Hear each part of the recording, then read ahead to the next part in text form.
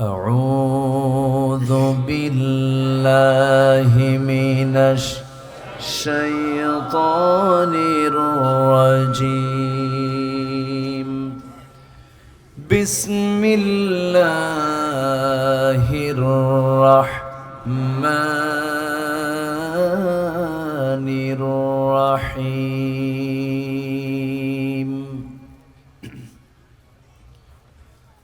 ومن أعرض عن ذكري فإن له معيشة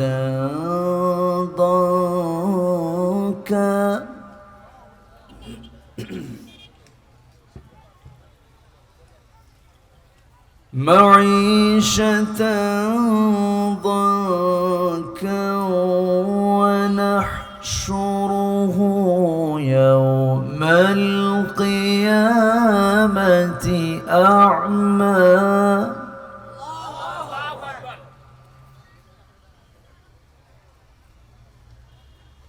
قال رب لم حشرتني أعمى وقد كنت بصيرا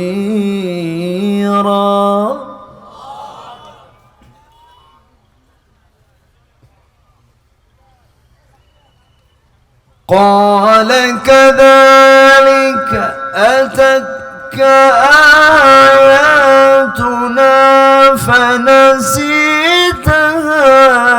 وكذلك اليوم تنسى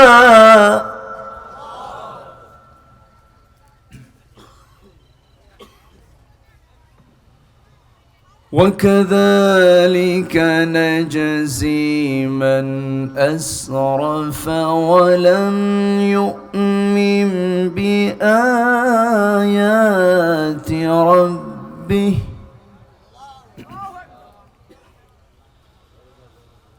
ولعذاب الآخرة أشد وأبقى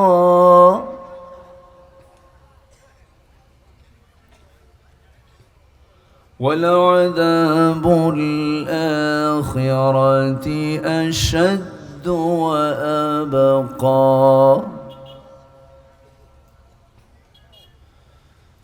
الله أكبر. بسم الله الرحمن الرحيم.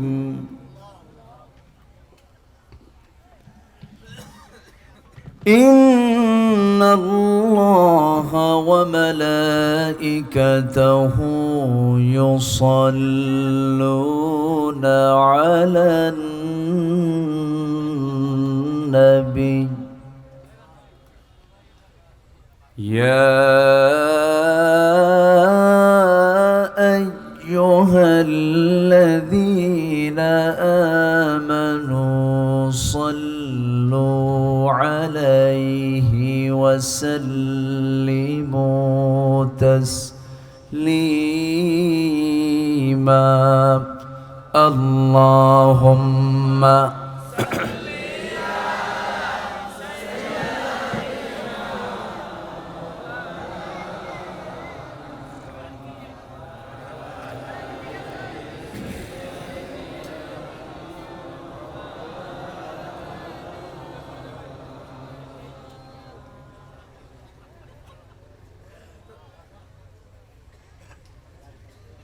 একটু জোরে সরে মোহাব্বত দিয়ে নবীর প্রেমে মাতোয়ারা হয়ে জবান খুলে সবাই বলুন আল্লাহুম্মা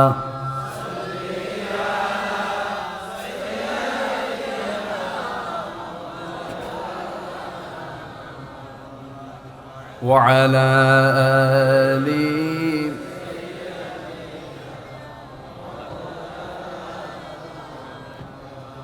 হে রাসূল তুমি যে আমার হৃদয় বাগে বুলবুল তোমার প্রেমের নিগড় ছোঁয়ায় তাই তো হয়েছি ব্যাকুল, হৃদয় বাগে বুলবুল।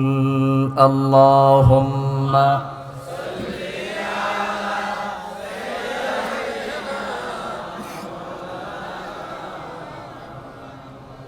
ওয়া আলা আলি।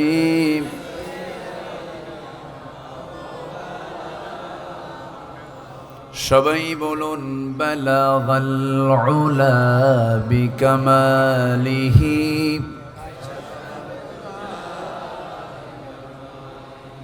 حسنت جميع خصاله،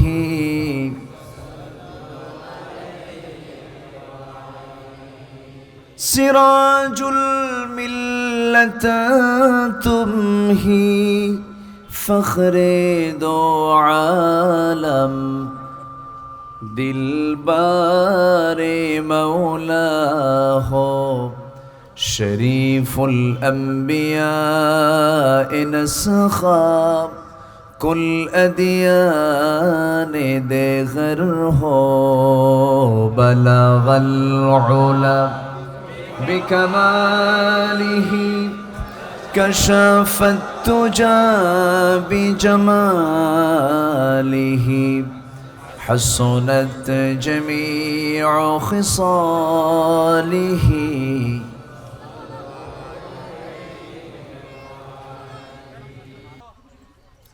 সবাই কেমন আছেন? আমাকে প্রশ্ন করলেন যে আল্লাহ পাক আমাকে অনেক অনেক ভালো রেখেছেন, আলহামদুলিল্লাহ। অনেকের চেয়ে আমরা অনেক ভালো আছি। দেখার জন্য দুটো চোখ, শোনার জন্য দুটো কান, কাজের জন্য দুটো হাত, চলাফেরা করার জন্য দুটো পা, কথা বলার জন্য বাকশক্তি, স্মৃতিশক্তি। আল্লাহ পাক সব কিছু ঠিক রেখেছেন আমাদের, আলহামদুলিল্লাহ বলবেন না? অনেকের চোখ নাই, কান নাই, বাকশক্তি নাই, হাত নাই, পা নাই, এমন অপূর্ণাঙ্গ কিছু মানুষ আছে না নাই? আমরা কত ভালো আছি, আলহামদুলিল্লাহ। সারাদিন ব্যস্ত ছিলাম সবাই, ক্লান্ত শ্রান্ত দেহটাকে স্বস্তি দেবার জন্য যখন আমরা বিছানার দিকে চলে যাব, ঠিক সেই মুহূর্তে আমরা বসে আছি কোরআনের টানে, জান্নাতের বাগানে।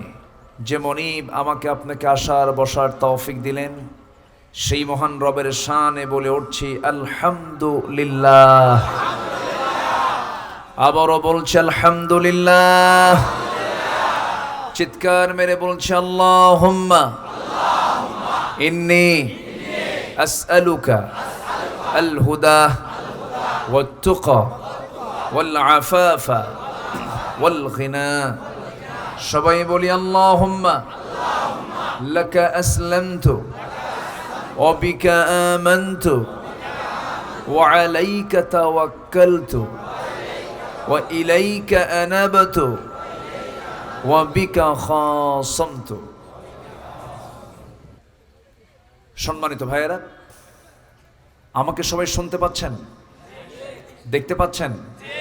কারো কোনো সমস্যা নাই তো? বলি আলহামদুলিল্লাহ। এলাকার নাম কি? হার ভাং বাং, হার বাং। এটা একটা আনকমন নাম, কিন্তু আপনি কোথাও পাবেন না এই নাম। একটা আনকমন একটা নাম দেখিয়ে নামের তফসির আমি খুঁজে বের করবো না পরে। আসুন আমরা এখন আয়াতের দিকে যাই, তাই না? জি, খুব সুন্দর মানুষ আপনারা, খুবই হাস্যোজ্জ্বল চেহারার মানুষ। ইসলাম তো এমন একটি ধর্মের নাম, যে ধর্মে একটা হাসি দিলেও সব পাওয়া যায়। জোরে বলে সুবহানাল্লাহ। হাসি দিলেও কি পাওয়া যায়? সব পাওয়া যায়। রাগারাগি করলে কি হয়? আস্তে কোন কেন? রাগারাগি, অযথা রাগারাগি করলে কি হয়? গুনাহ হয়ে যায়। রাগেরও দরকার আছে। রাগবো কার জন্য? হাসবো কার জন্য?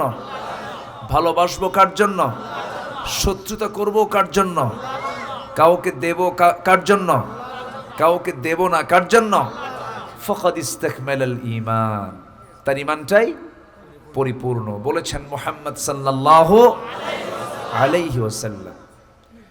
সম্মানিত ভাইয়েরা, আমি আলোচনার সূচনায় কোরআনে কারীমের গুরুত্বপূর্ণ একটি সূরা সূরা তাহা থেকে, সূরা তাহা 20 নম্বর সূরা তাহা থেকে কয়েকটা আয়াত আমি তেলাওয়াত করেছি।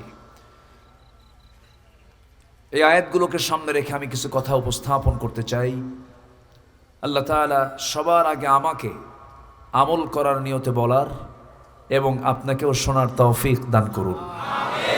জোরে বলি আমিন। কোরআন কার?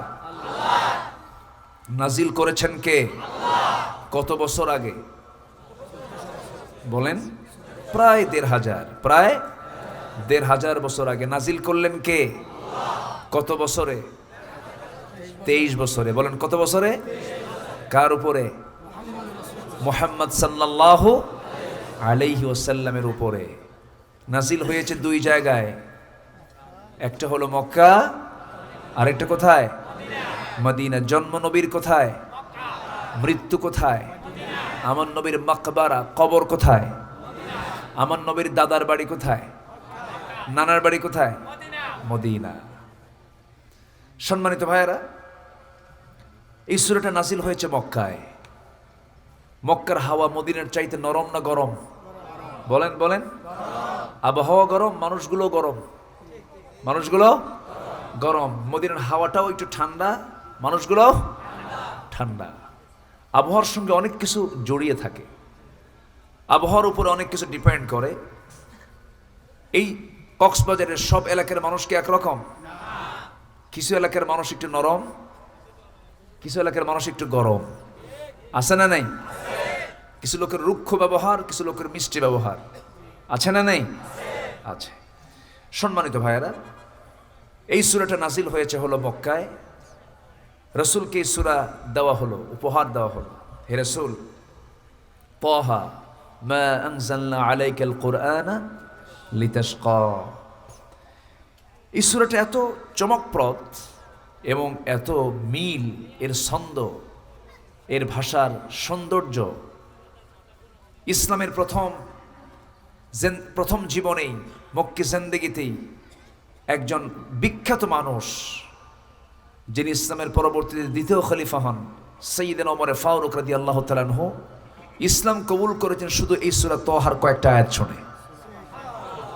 জোরে বলে সুবহানাল্লাহ। তাহলে বলেন কোন সূরা?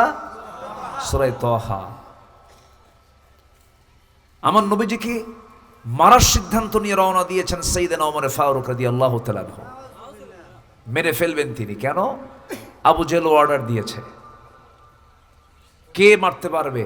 মুহাম্মদ বিন আব্দুল্লাহকে। সে আমাদের বাপ দাদার ধর্মে চুনকালি দিচ্ছে, সে আমাদের মধ্যে ফিতনা ছড়াচ্ছে, সে একজন কবি, সে জাদুঘর, সে পাগল, সে উম্মাদ, সে অসামাজিক, এরকম করে নবীর বিরুদ্ধে কুৎসা রটাচ্ছে।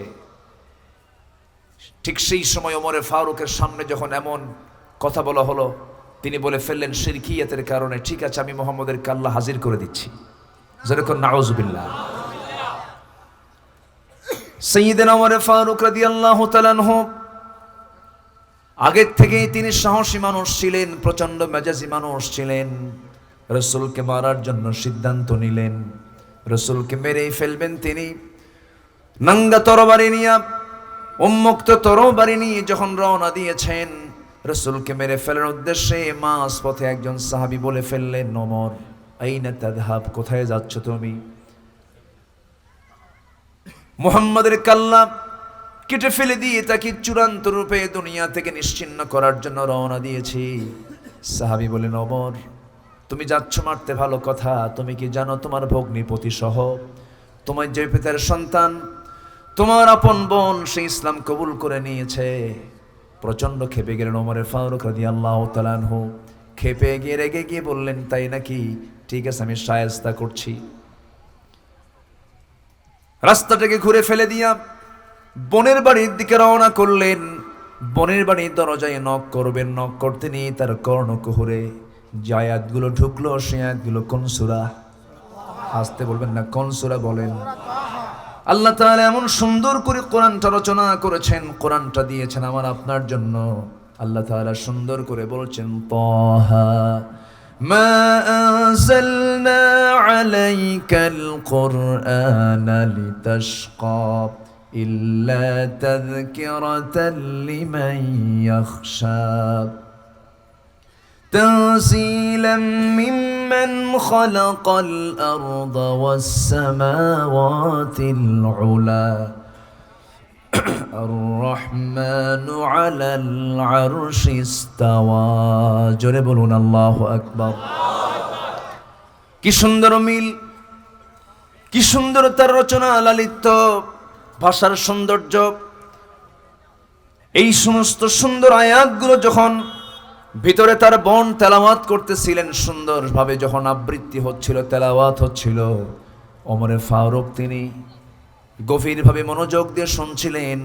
একটা করে আয়াত তার কর্ণকুহরে ঢোকে আর মনে মনে চিন্তা করেন, আহারে জীবনে বহু কবিতা শুনেছি, জীবনে বহু সাহিত্যের বর্ণনা শুনেছি, বহু লেখাপড়া দেখেছি, সাবআ মুআল্লাকার অনেকগুলো কবিদের কবিতাও দেখেছি, কিন্তু ওমর জীবনে তেমন কিছু শোনে নাই।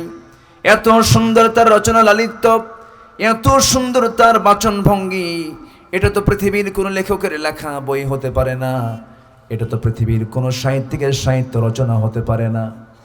মনটা তার গলে গেল, দিলের ভিতরে শিরকিয়াতের সমস্ত পচা দুর্গন্ধগুলো সাফ ধুয়ে মুছে সাফ হয়ে তাওহীদ ঢুকতে লাগলো।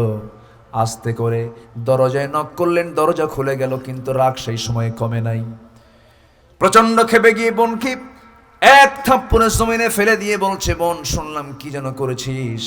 বোন বলছে, ভাই তুমি যা শুনেছ সঠিক শুনেছ, ভালো কথা, তোমার দেহে যে রক্ত আমার দেহে সেই পিতার রক্ত। তুমি যদি আজকে আমাকে মারতে মারতে মেরেও ফেলে দাও, তুমি আমার আপন ভাই, আমি তোমাকে সাক্ষী রেখে বলতে চাই, দুনিয়ার সব ছেড়ে দেব, কিন্তু ঈমান নামক দৌলত আমি হাতছাড়া করতে চাই না। জোরে বলে সুবহানাল্লাহ।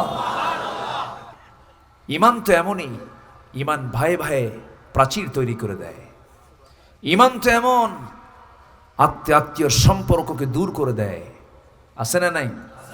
আছে না নাই? এর মানে এটা নয় যে শত্রু হয়ে যাওয়া, তা নয়। মানবতা ঠিক থেকে যাবে, কিন্তু যার ঈমান নাই তার সঙ্গে কখনো আত্মিক সম্পর্ক হতে পারে? আসতে বলবেন না, পারে? পৃথিবীতে সম্পর্ক বহু প্রকার আছে। রক্তের আছে না? রক্তের সম্পর্ক আছে না নাই? রক্তের সম্পর্ক যেরকম বাবা মার সাথে সন্তানের সম্পর্ক, ভাই ভাইয়ের সম্পর্ক। কিন্তু ঈমানের যে সম্পর্ক, এই সম্পর্কটা কি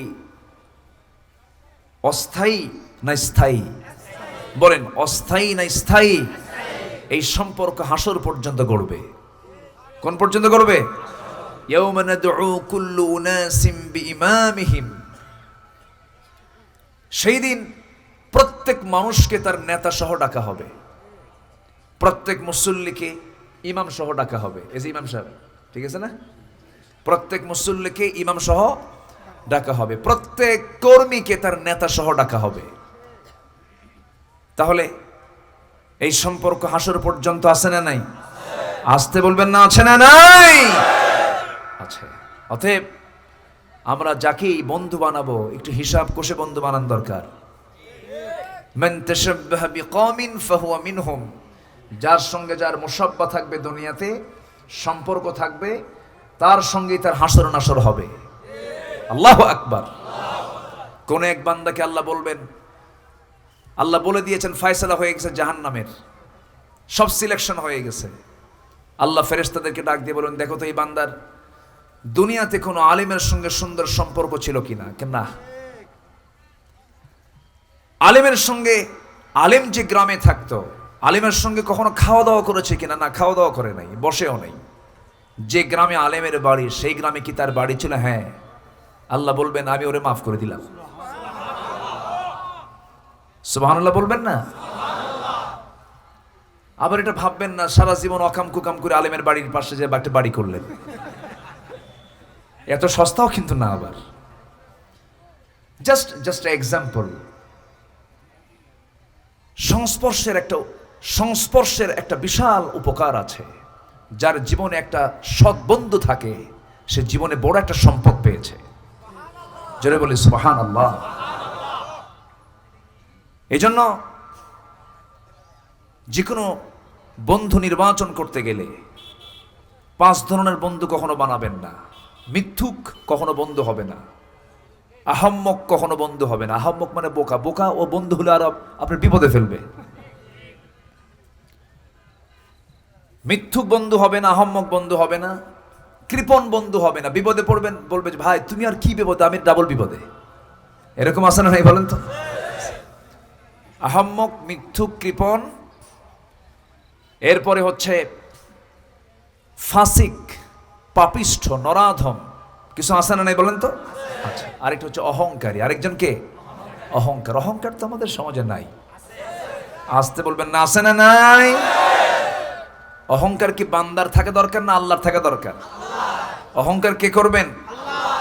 সেই অহংকার যদি বান্দা আনে ওর কি কপাল ভালো না খারাপ? খারাপ। সম্মানিত ভাইয়েরা, অনেক কথা আছে, আস্তে আস্তে করে বলবো। আমাকে সময় যেহেতু দিয়েছেন, আমি সবাইকে নিয়ে শেষ মোনাজাত পর্যন্ত আমি দেখতে চাই। সবাই সময় দেবেন তো ইনশাআল্লাহ? আল্লাহ তুমি কবুল করো, জোরে বলি আমিন। আমি ম্যাক্সিমাম মাহফিল এবার প্ল্যান করেছি, পারি না। সর্বোচ্চ 9টায় উঠবো, 10টায় শেষ করার, 11টায় শেষ করার চেষ্টা করব। কারণ সব কিছুর একটা সময় থাকে। টাইম সিলেকশন এটা একটা গুরুত্বপূর্ণ বিষয়। নামাজ আল্লাহ তাআলা সময়ে চান না অসময়ে চান? বলেন বলেন বলেন। সব কিছু সময় হওয়া উচিত, এবং সেটা হওয়া উচিত উপযুক্ত সময়। কি সময়? উপযুক্ত সময়। আমাদের কপালে এমন কি যে কপালে আছে বুঝলেন। গত বছর ময়মনসিংহ এক মাহফিলে গেছিলাম, 8:30টায় মাহফিলে গেলাম। বললো হুজুর খাওয়া দাওয়া করেন, খাইলাম। হুজুর বালিশ আর কম্বল দিলাম, একটু শুয়ে পড়েন। তো বললাম শুয়ে পড়বো, ওয়াজে উঠবো কখন? হুজুর গত বছর মহেমান প্রধান বক্তা মানে যে টাইমে উঠছে তার চেয়ে 1 ঘন্টা আগে দেব। তো আমি একটু গড়াগড়ি করলাম, কায়েত হয়ে থাকলাম। আমাকে তুলতে তুলতে বেশি রাত হয় নাই, রাত 3টায় তুলছে। তো বললাম ভাই আপনি আমাকে এবার 3টায় তুললেন, এটা আগে তুললেন। হুজুর গত বছর প্রধান বক্তা 4টায় উঠছিল, এবার আপনি একটু 1 ঘন্টা আগে পজিশন পাইছেন। তো এদিক থেকে তো আমরা ভালো আছি নাকি? বলি আলহামদুলিল্লাহ। বিচিত্র, আমাদের দেশ বিচিত্র। সম্মানিত ভাইয়েরা, তাহলে কোন সূরা থেকে কথা বলছি বলেন তো? ওমরে ফারুক রাদিয়াল্লাহু তাআলা আনহু বোনকে মেরে জমিনে সোজা করে ফেললেন। বোন বলতেছে ভাই মেরে টুকরো টুকরো করো, আমি ইসলাম ছাড়বো না। সুবহানাল্লাহ সুবহানাল্লাহ। তাহলে এখানে কি ভাই বোনের সম্পর্ক থাকতেছে? বলেন থাকতেছে? একজনের ঈমান আছে আর একজনের ঈমান নাই। তাহলে সম্পর্ক না থাকার কারণ কি? ঈমান আছে, ঈমান নাই। ঈমান আছে, ঈমান নাই। তাহলে যার বইয়ের ঈমান নাই আর স্বামীর ঈমান আছে, সম্পর্ক থাকবে? সম্পর্ক থাকতে পারে? অথচ আমার দেশে অনেক সুশীল সমাজের দাবিদাররা বলে মাননীয় স্পিকার, একজন পার্লামেন্টেরিয়ানও বলেছেন, আমার ছেলে বিয়ে করেছে ভারতের গাঙ্গুলি পরিবারে কলকাতায়।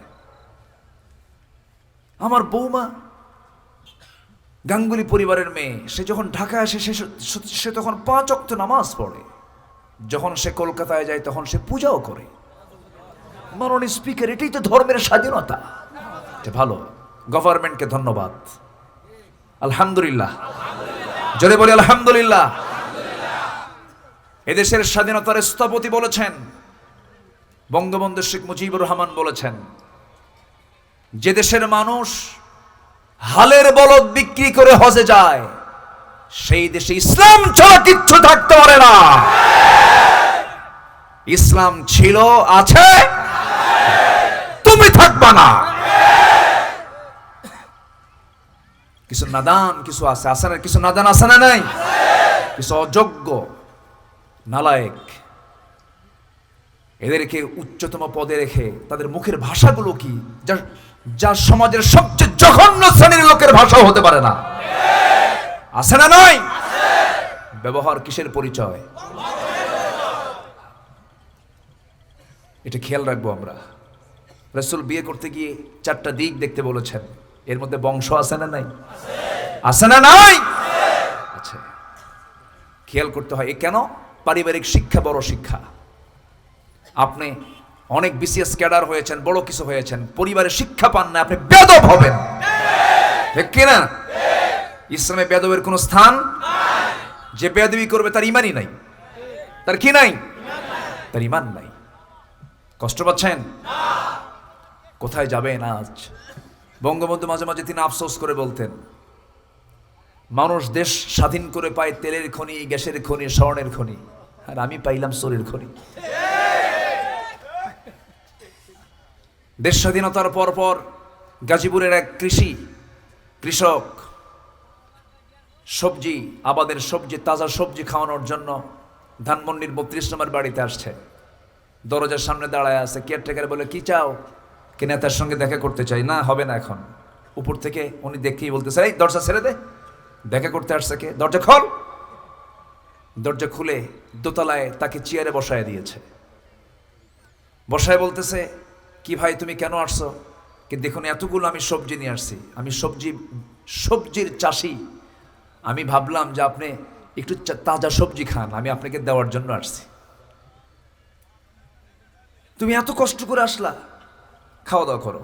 খাওয়া দাওয়া করায়া তাকে যাওয়ার আগ দিয়ে বলতেছে যে এটার দাম নিবা না? অসম্ভব ব্যাপার, আমি কি বিক্রি করার জন্য আসছি নাকি? অসম্ভব, আপনি এই কথা বলবেনই না।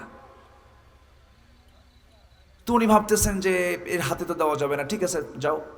কেয়ারটেকারকে ডাক দিয়ে বললো, শোনো, ওর হাতে 20টা টাকা দিয়ে দাও, ও খুশি হবে।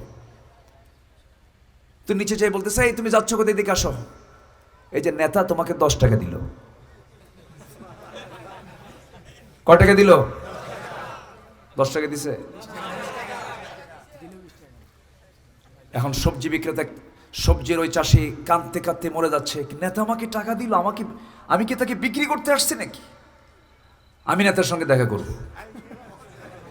জোর করে আবার চলে আসছে, এসে বলতেছে, আপনি আমাকে টাকা দিয়ে খুশি করতে চাচ্ছেন, ধরুন আপনার এই 10 টাকা। কথা কি বুঝতেছেন? কথা বোঝা যায়? নেতা মনে মনে চিন্তা করলেন, যে দেশে দোতলা থেকে একতলায় নামতি 10 টাকা নাই, কি করি? সেই নেতা নাই, কিন্তু চোররা এখনো আছে না নাই? আসতে বলবেন না, আছে না নাই? আছে। আফসোস, দেশ স্বাধীনের পর থেকে নিয়ে আজ পর্যন্ত যে পরিমাণ বৈদেশিক সাহায্য এসেছে, 100 যদি জনগণের সামনে যদি এটা যদি হস্তান্তর হতো, দেশে কোনো গরিব থাকতো না, কোনো অভাব থাকতো না। আফসোস আছে না নাই? আছে। সম্মানিত ভাইয়েরা, এই জন্য আমরা যদি ভালো হতে চাই, ভালো হতে হলে আমাদেরকে ভালো শিক্ষা পেতে হবে। কি শিক্ষা দরকার? আসতে বলবেন না, কি শিক্ষা দরকার? কোরআন শিখবো পুরোপুরি, জোরে বলি ইনশাআল্লাহ। অনেক কথা আছে, কেউ ভাববেন না যে আমি কাউকে ইঙ্গিত দিয়ে কিছু বলতে এসেছি। কোরআন যাকে ইঙ্গিত দেয় আমি তাকে ইঙ্গিত দেব, কোরআন যাকে গালি দেয় আমি তাকে গালি দেব, কোরআন যাকে সম্মান করতে বলে আমি তাকে সম্মান করব, ঠিক কি না? কোরআন যা বলবে আমি তাই বলবো। কোরআন কি সুদখোরকে সালাম দেয়? হ্যাঁ, আমার দেশে সুদখোর নাই তো? আছে না নাই? এ ওঠে কে? যারা উঠবে তারাই সুদ খায়। বসেন, কে উঠবেন না? বসুন সবাই। কষ্ট পাচ্ছেন নাকি আপনারা? কি সুন্দর মানুষ, আলহামদুলিল্লাহ। খুব প্রাণচাঞ্চল আপনারা, আমি খুব মজা পাচ্ছি, আমি খুব আনন্দ পাচ্ছি, আপনারা আমাকে সহযোগিতা করছেন, আলহামদুলিল্লাহ। আসুন আমরা আয়াতের দিকে যাচ্ছি, ঠিক আছে না? তো কোরআন তেলাওয়াত শুনতেছেন কোন লোকটা বলেন তো? বলেন কোন লোকটা? ওমর। তখন কি ইসলাম কবুল করেছেন? বোনকে মেরে জমিনে ফেলে দিলেন, বোনের সঙ্গে বাকবিতণ্ডা চলছে। বোন এবার বলছে, ভাই রে, তুমি কি চিন্তা করছো জানি না বোন। বোনের এই সমস্ত অনর সিদ্ধান্ত দেখে ওমরে ফারুক বললেন, আমার বোন, দরজায় যখন দাঁড়িয়ে তোকে ডাকতে লাগলাম, ভিতর থেকে কিছু আওয়াজ আমার কানে এলো। মনোযোগ দিয়ে কয় মিনিট আমি শুনলাম, কিন্তু আমার কাছে কেন যেন মনে হলো নতুন নতুন কিছু কথা, নতুন নতুন কিছু আহ্বান, যা পৃথিবীর কোনো কথার মধ্যে পাই নাই, পৃথিবীর কোনো কবির কবিতার মধ্যে পাই নাই, সাহিত্যের ভিতরে পাই নাই। আমার বোন, তুই যা পড়লি তা কি আমাকে দিতে পারবি নাকি? এবার বোন খুশি হয়ে বলছে, আমার ভাই রে, আমার বিশ্বাস তুমি যদি এগুলো পড়ো তুমিও দিন গ্রহণ করতে বাধ্য হবে। এবার ভাইয়ের একটু সফট ভাব দেখি, নরম ভাব দেখি। বোন বলছে, ভাই তুমি কি পড়তে চাও নাকি? হ্যাঁ পড়বো আমি, কিন্তু তোমার তো রাগটা কমে নাই, তুমি দয়া করে একটু মাথাটা ধুয়ে আসো, একটু শরীরে পানি দিয়ে আসো, তোমার শরীরটা একটু ঠান্ডা হয়ে যাবে, প্রচণ্ড তুমি খেপে গেছো। গোসল বানায়া নিয়ে তাকে সামনে বসায়া দিলেন। বসায়া দিয়ে তার হাতে যখন কোরআনের কয়েকটা আয়াত সূরা তাহা যখন তাকে দেওয়া হলো, এবার মধুর কণ্ঠ ওমরে ফারুক তেলাওয়াত করছেন। জোরে বলে সুবহানাল্লাহ। হেদায়েতের মালিকটা কে? কিছুক্ষণ আগে যার মধ্যে শিরকিয়াতের পচা দুর্গন্ধ, এখন ধুয়ে মুছে সাফ হয়ে তার মধ্যে তাওহীদের গন্ধ। সাইয়্যিদনা ওমর ফারুক রাদিয়াল্লাহু তাআলা আনহু সুমধুর কণ্ঠের সেই তেলাওয়াত তিনি শুনলেন এবং নিজেও পড়ার চেষ্টা করলেন। আরবির মানুষ, আরবিতে বুঝবেন। আস্তে করে তিনি এই তেলাওয়াতগুলো শুনে আর দেরি করলেন না, তরবারি নিয়ে তিনি রওনা করলেন নবীর দরবারের দিকে।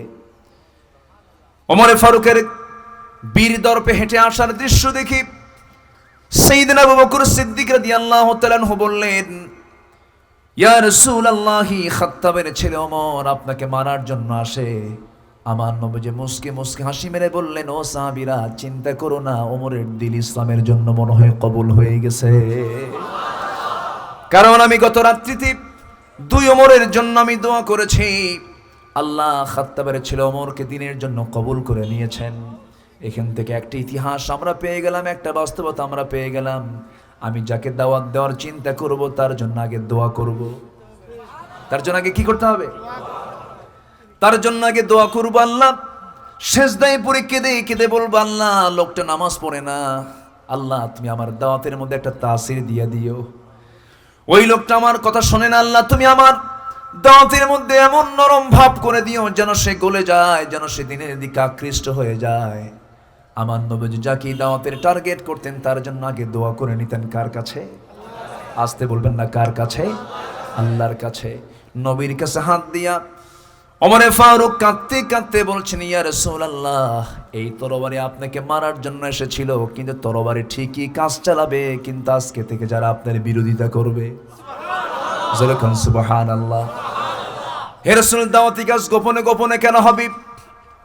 পাহাড়ি গুহার ভিতরে কেন গোপনে গোপনে দাওয়াতি কাজ হবে? আমি খাত্তাবের ছেলে ওমর কাবার দরজার সামনে গিয়ে চিৎকার মেরে কালিমার ঘোষণা দেব, কোন বাপের বেটা আছে আসবে? সুবহানাল্লাহ বলেন। ওমরে ফারুক এসে কাবার চত্বরে দাঁড়িয়ে বলেন, কাবা ও মক্কাবাসী, আমি ইসলাম কবুল করে নিয়েছি।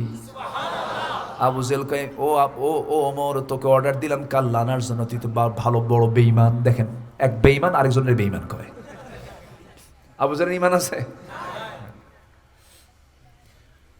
আমার বন্ধুগণ, এই সূরা তাহা খুব গুরুত্বপূর্ণ সূরা।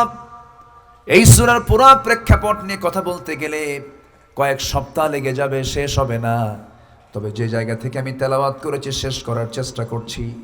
এখানে আমরা একটা কাজ আজকে শিখে যাব, জোরে বলি ইনশাআল্লাহ। কয়টা কাজ শিখবো আজকে? একটা কাজ। এই একটা কাজ ঠিক হলে পরে আল্লাহ রাব্বুল আলামিন সব কিছু মাফ করে দিবেন, জান্নাত দিয়ে দিবেন। জোরে বলি সুবহানাল্লাহ। আমার নবীজি কোনোদিন কাউকে কঠিন কোনো কিছু বলেন নাই। ইসলামকে কখনো কঠিন ভাবে উপস্থাপন করা ঠিক নয়। ইসলাম কঠিন না সহজ? ইসলাম কঠিন না সহজ? না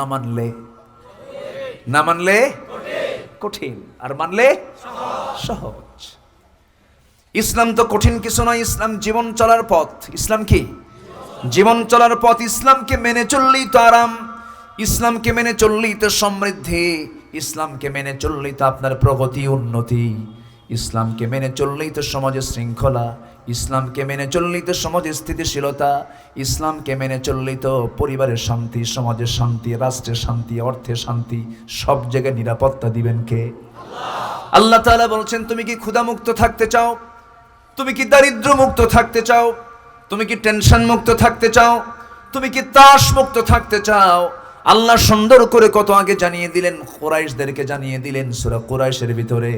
যারা পারেন ঠোঁট মিলিয়ে বলুন, লিইলাফি কুরাইশ ইলাফিহিম রিহলাতাশ শিতাই ওয়াস সাইফ ফালইয়াবুদু রাব্ব হাযাল বাইত الذي أطعمهم من جوع وآمنهم من خوف। জোরে বলুন আল্লাহু আকবার।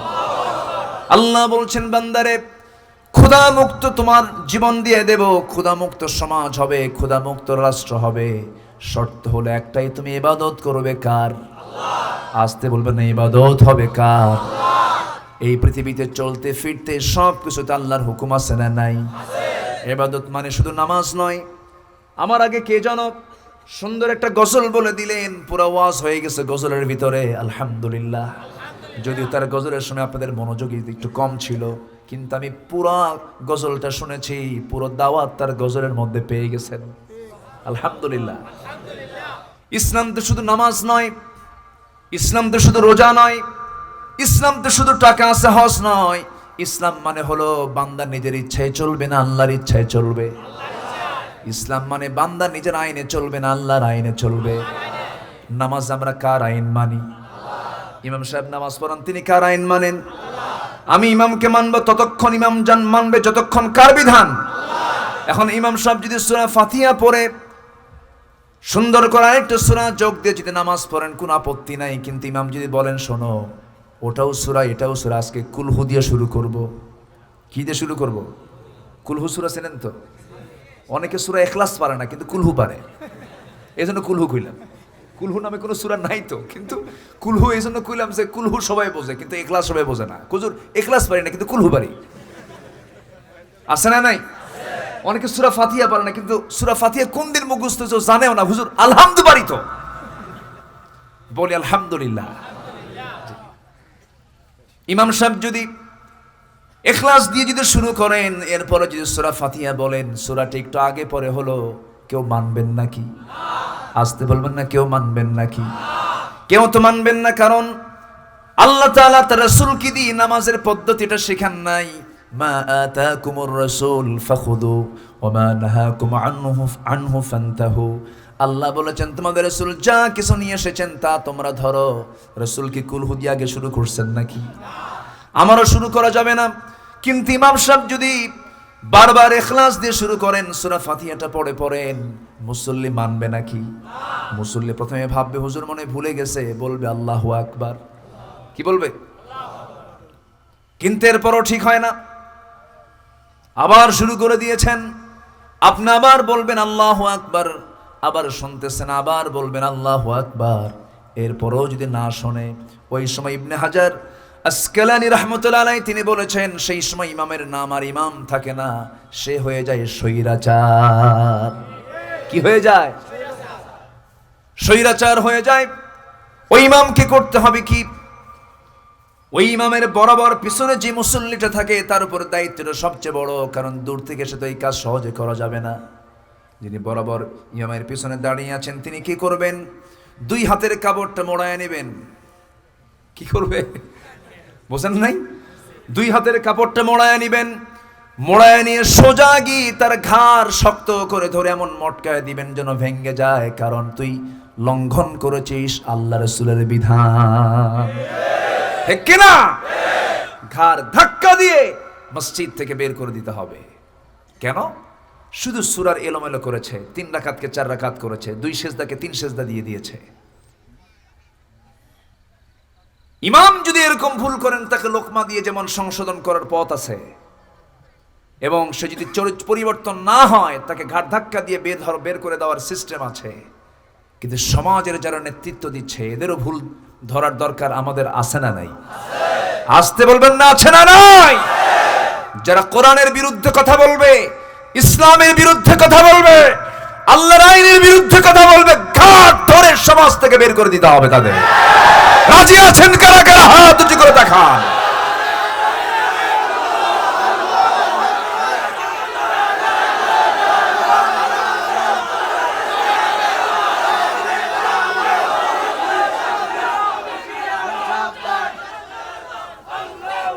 আল্লাহ তুমি সবার হাতকে কবুল করো, জোরে বলি আমিন।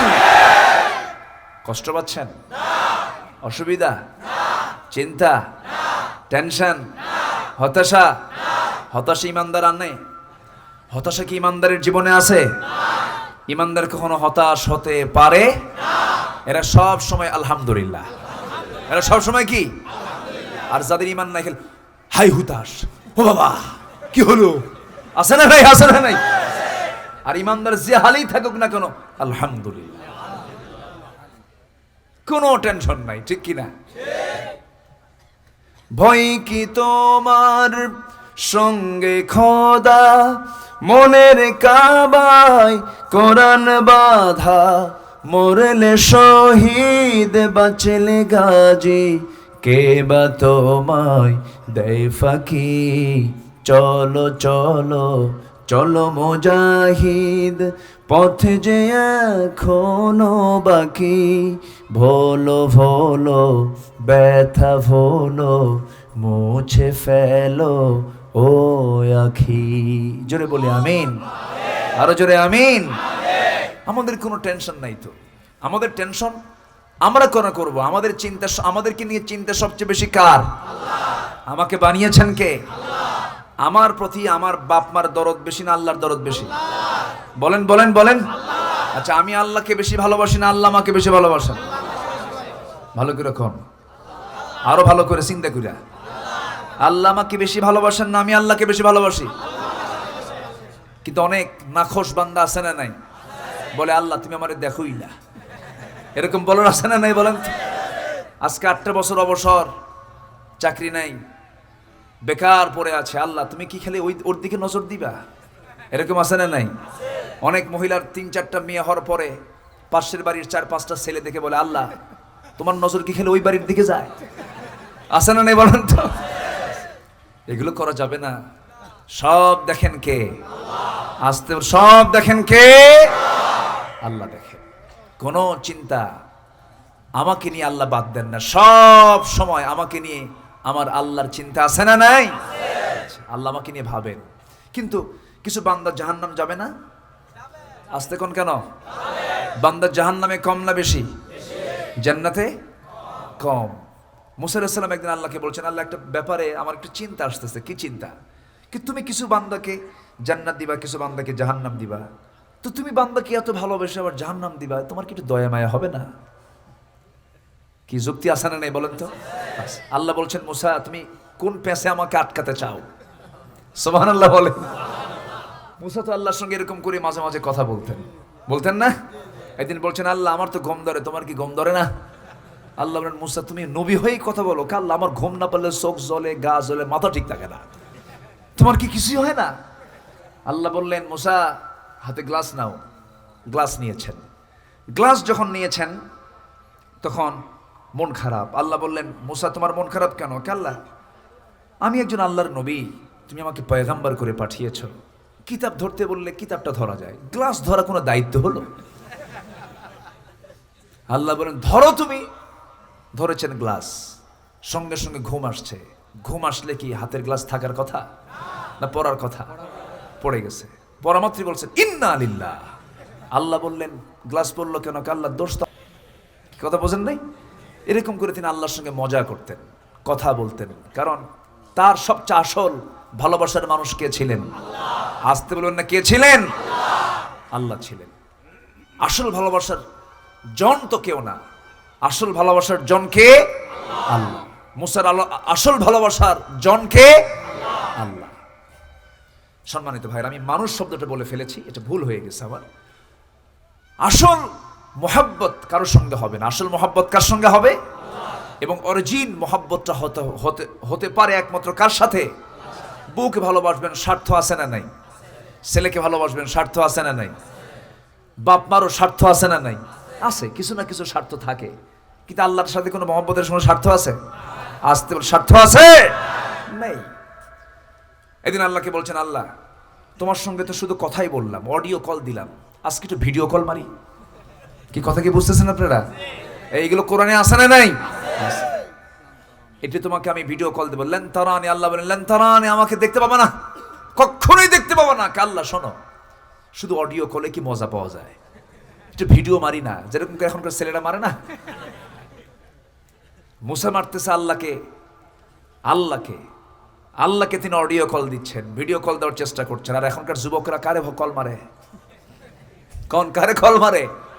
হ্যাঁ, মিস কল দেয়। কুজুর মিস কল তো কোরআনেও আসছে, কোথায়? ফামাইয়া আমাল মিস কলা, যুরকুন নাউজুবিল্লাহ। যুবক, মোহাব্বত কার সাথে? তুমি বিয়ে করলা, লাইলিকে পাইলা, নার্গিসে, মর্জিনা, সুইটি, বিউটি, শম্পা, চম্পা পাইছো, ভালো কথা। নতুন বিয়ে করছো, বাচ্চা একটা হয়েছে 2 বছর, হঠাৎ করে রোড অ্যাক্সিডেন্টে তুমি মারা গেলা। তুমি মারা গেছো, বউ কি তোমার ঘরে থাকবে? থাকার কথা না। যৌবন আছে, বয়স কম, 23 বছর বয়স।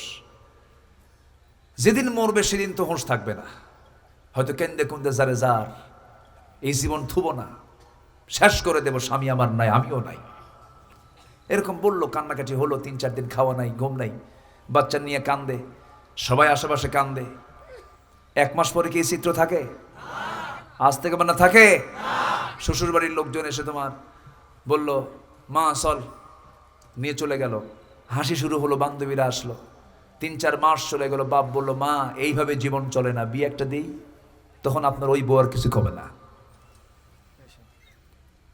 অবাস্তব না বাস্তব? অবাস্তব না বাস্তব? বাস্তব। চলে গেছে, বিয়ে হয়ে অন্যত্র চলে গেছে, নতুন স্বামী পায়া হাসি আনন্দে আত্মহারা হয়ে পরের দিন বাপ মাকে ডেকে বলছে, মা, আব্বা, তোমাদের সিদ্ধান্তই ভালো ছিল, আগের স্বামীর চাইতে এই স্বামী আরো ভালো। কথা বোঝা গেল? তাহলে লাইলি নার্গিস আছে? আসতে কোন কেন? আদৌ কি আছে? কিন্তু আমার আল্লাহ ভুলবেন? আমার আল্লাহ ভুলবেন? আমার আল্লাহ কখনো ভুলবেন না। অতএব সব জিকির বাদ দিয়ে আমরা জিকির করব কার? মুসা জিকির করেছেন কার? তিনি আল্লাহকে বলছেন, আল্লাহ তোমাকে একটু ভিডিও কল দে। আল্লাহ বলেন, লা লান তারানি, তুমি আমাকে কখনো দেখতে পাবে না, তবে জান্নাতে দেখার সুযোগ আছে না নাই? জান্নাতে আমরা আল্লাহকে দেখতে পাবো। আকাশের সূর্য, আকাশের চন্দ্র যেমন পূর্ণিমা রাতে স্পষ্ট আকারে দেখা যায়, বান্দা জান্নাতের মধ্যে আল্লাহকে তেমন করেই দেখবে। আল্লাহ পাক সবাইকে দেখার তৌফিক দান করুন, জোরে বলি আমিন। আমার ভাইয়েরা, কোরআন যার আছে, আমি তো মনে করি যার ভিতরে কোরআন আছে তার কোনো চিন্তা নাই। আল্লাহর সঙ্গে গভীর মহাব্বত তৈরি হবে জ্ঞানের মধ্য দিয়া।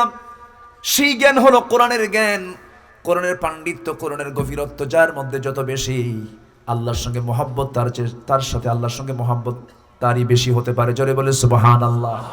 আমরা মহাব্বতটা বাড়াবো, জোরে বলি ইনশাআল্লাহ। পৃথিবীতে মহাসত্য বলতে একটাই আছে, তার নাম কি? পৃথিবীতে সব ধ্বংস হবে, ধ্বংস হবে নাকি? আকাশ ধ্বংস হবে না? জমিন ধ্বংস হবে? সূর্য ধ্বংস হবে? চন্দ্র ধ্বংস হবে? কোরআন? কোরআন? তো আমরা কোন দিকে যাই? আমরা কোথায় কি করি? আমার ভাইয়েরা, আল্লাহ বললেন, ও মুসা, আমি কিছু বান্দাকে জাহান্নাম দেব, কিছু বান্দাকে জান্নাত দেব। কেন? কারণ আমি তোমাকে বুঝিয়ে দিচ্ছি, মুসা, গমের আবাদ করো। কিসের আবাদ করো? গম। গম হ্যাঁ, এলাকে কি বলে? গেও। গেও কি বলে? গমকে এলাকে কি বলে? গেও।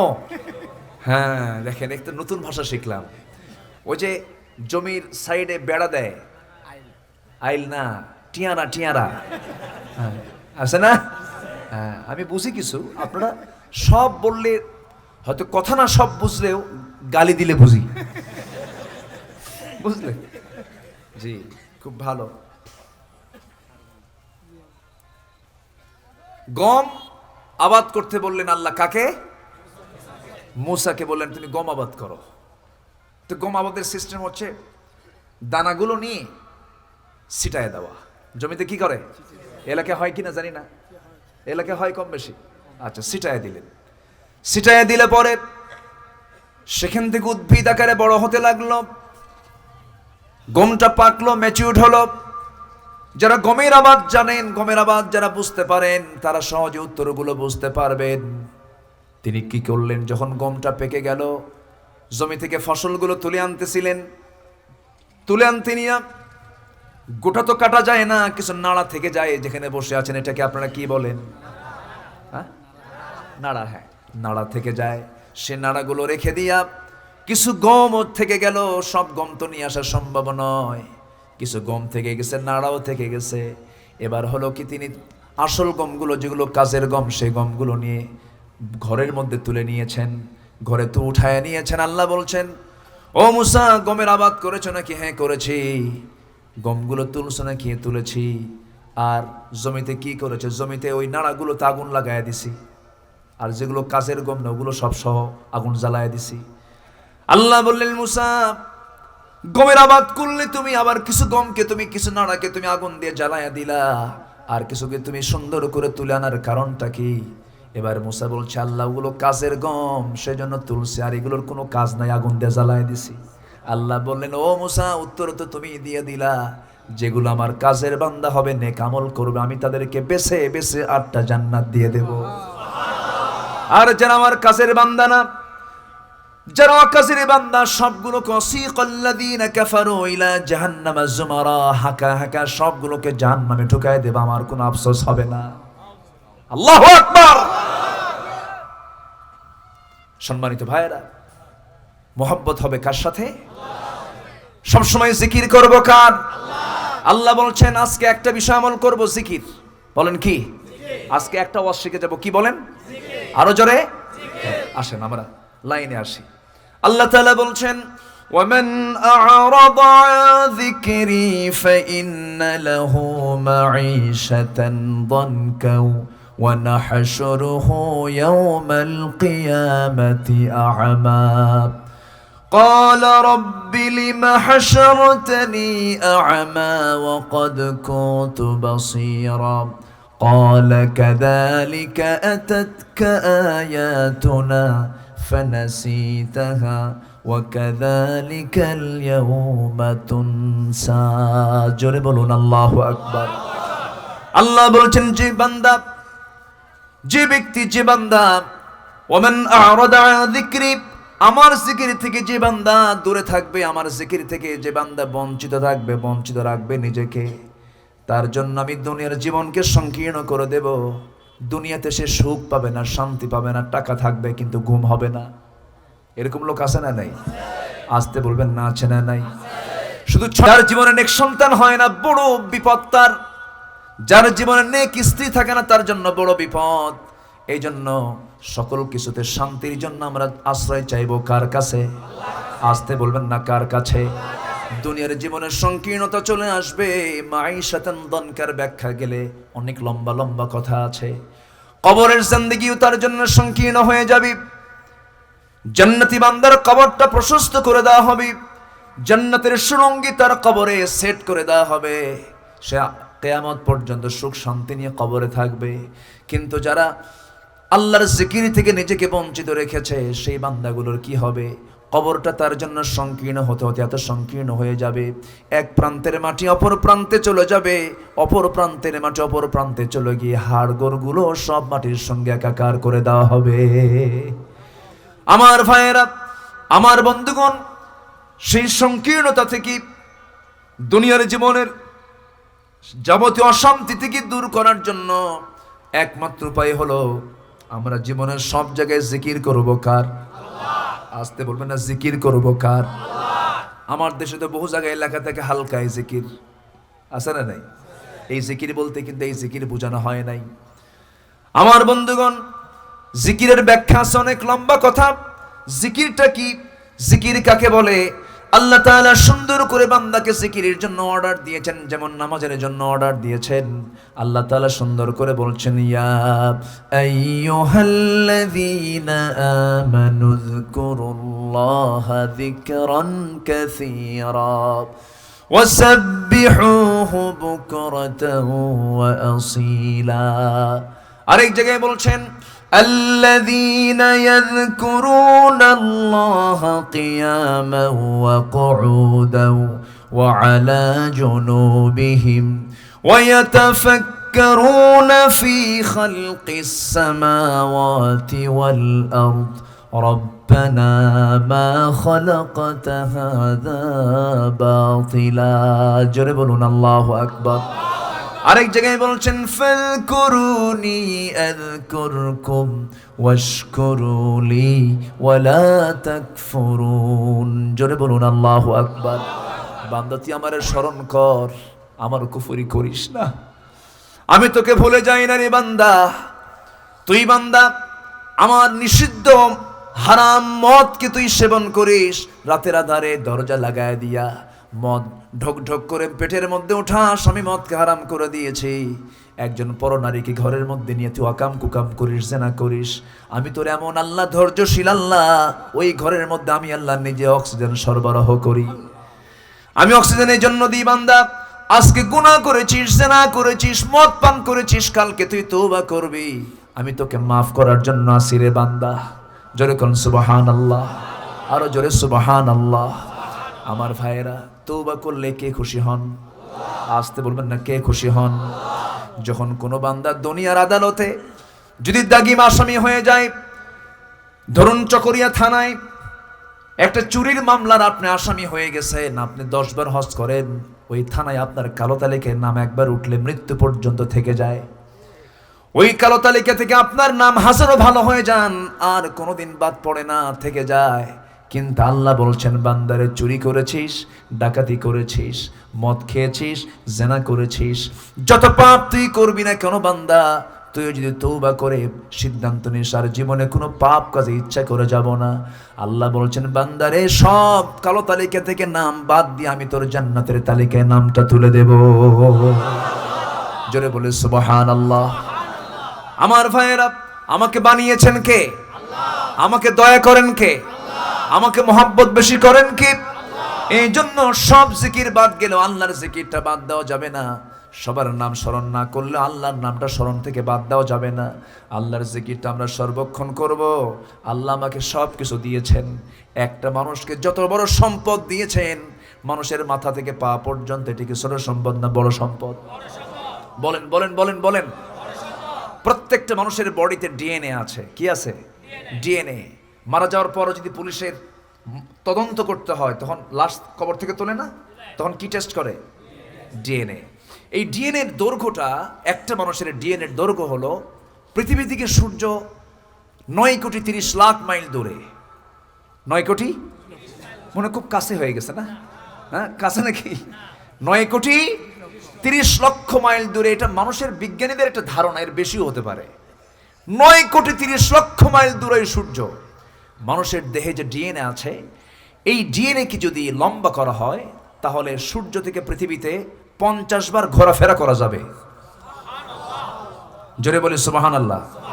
কয়টা মানুষের ডিএনএ? বলেন, কয়জন মানুষের? একজন। ডিএনএতে যে ইনফরমেশন আছে, একটা মানুষের ডিএনএতে, মানুষের বডিতে যে ডিএনএ আছে, ডিএনএতে যে ইনফরমেশন, যে তথ্যটা আছে, এই তথ্য যদি লেখা হয়, লিপিবদ্ধ করা হয়, তাহলে 500 পৃষ্ঠার এনসাইক্লোপিডিয়ার মতো 500 পৃষ্ঠার একটা করে বই, এরকম একটা নয়, 900 খণ্ড লাগবে এই ডিএনএর ইনফরমেশন লিখতে। মনে হয় ছোট হয়ে গেল নাকি? তো সুবহানাল্লাহ, ছোট কোন কেন?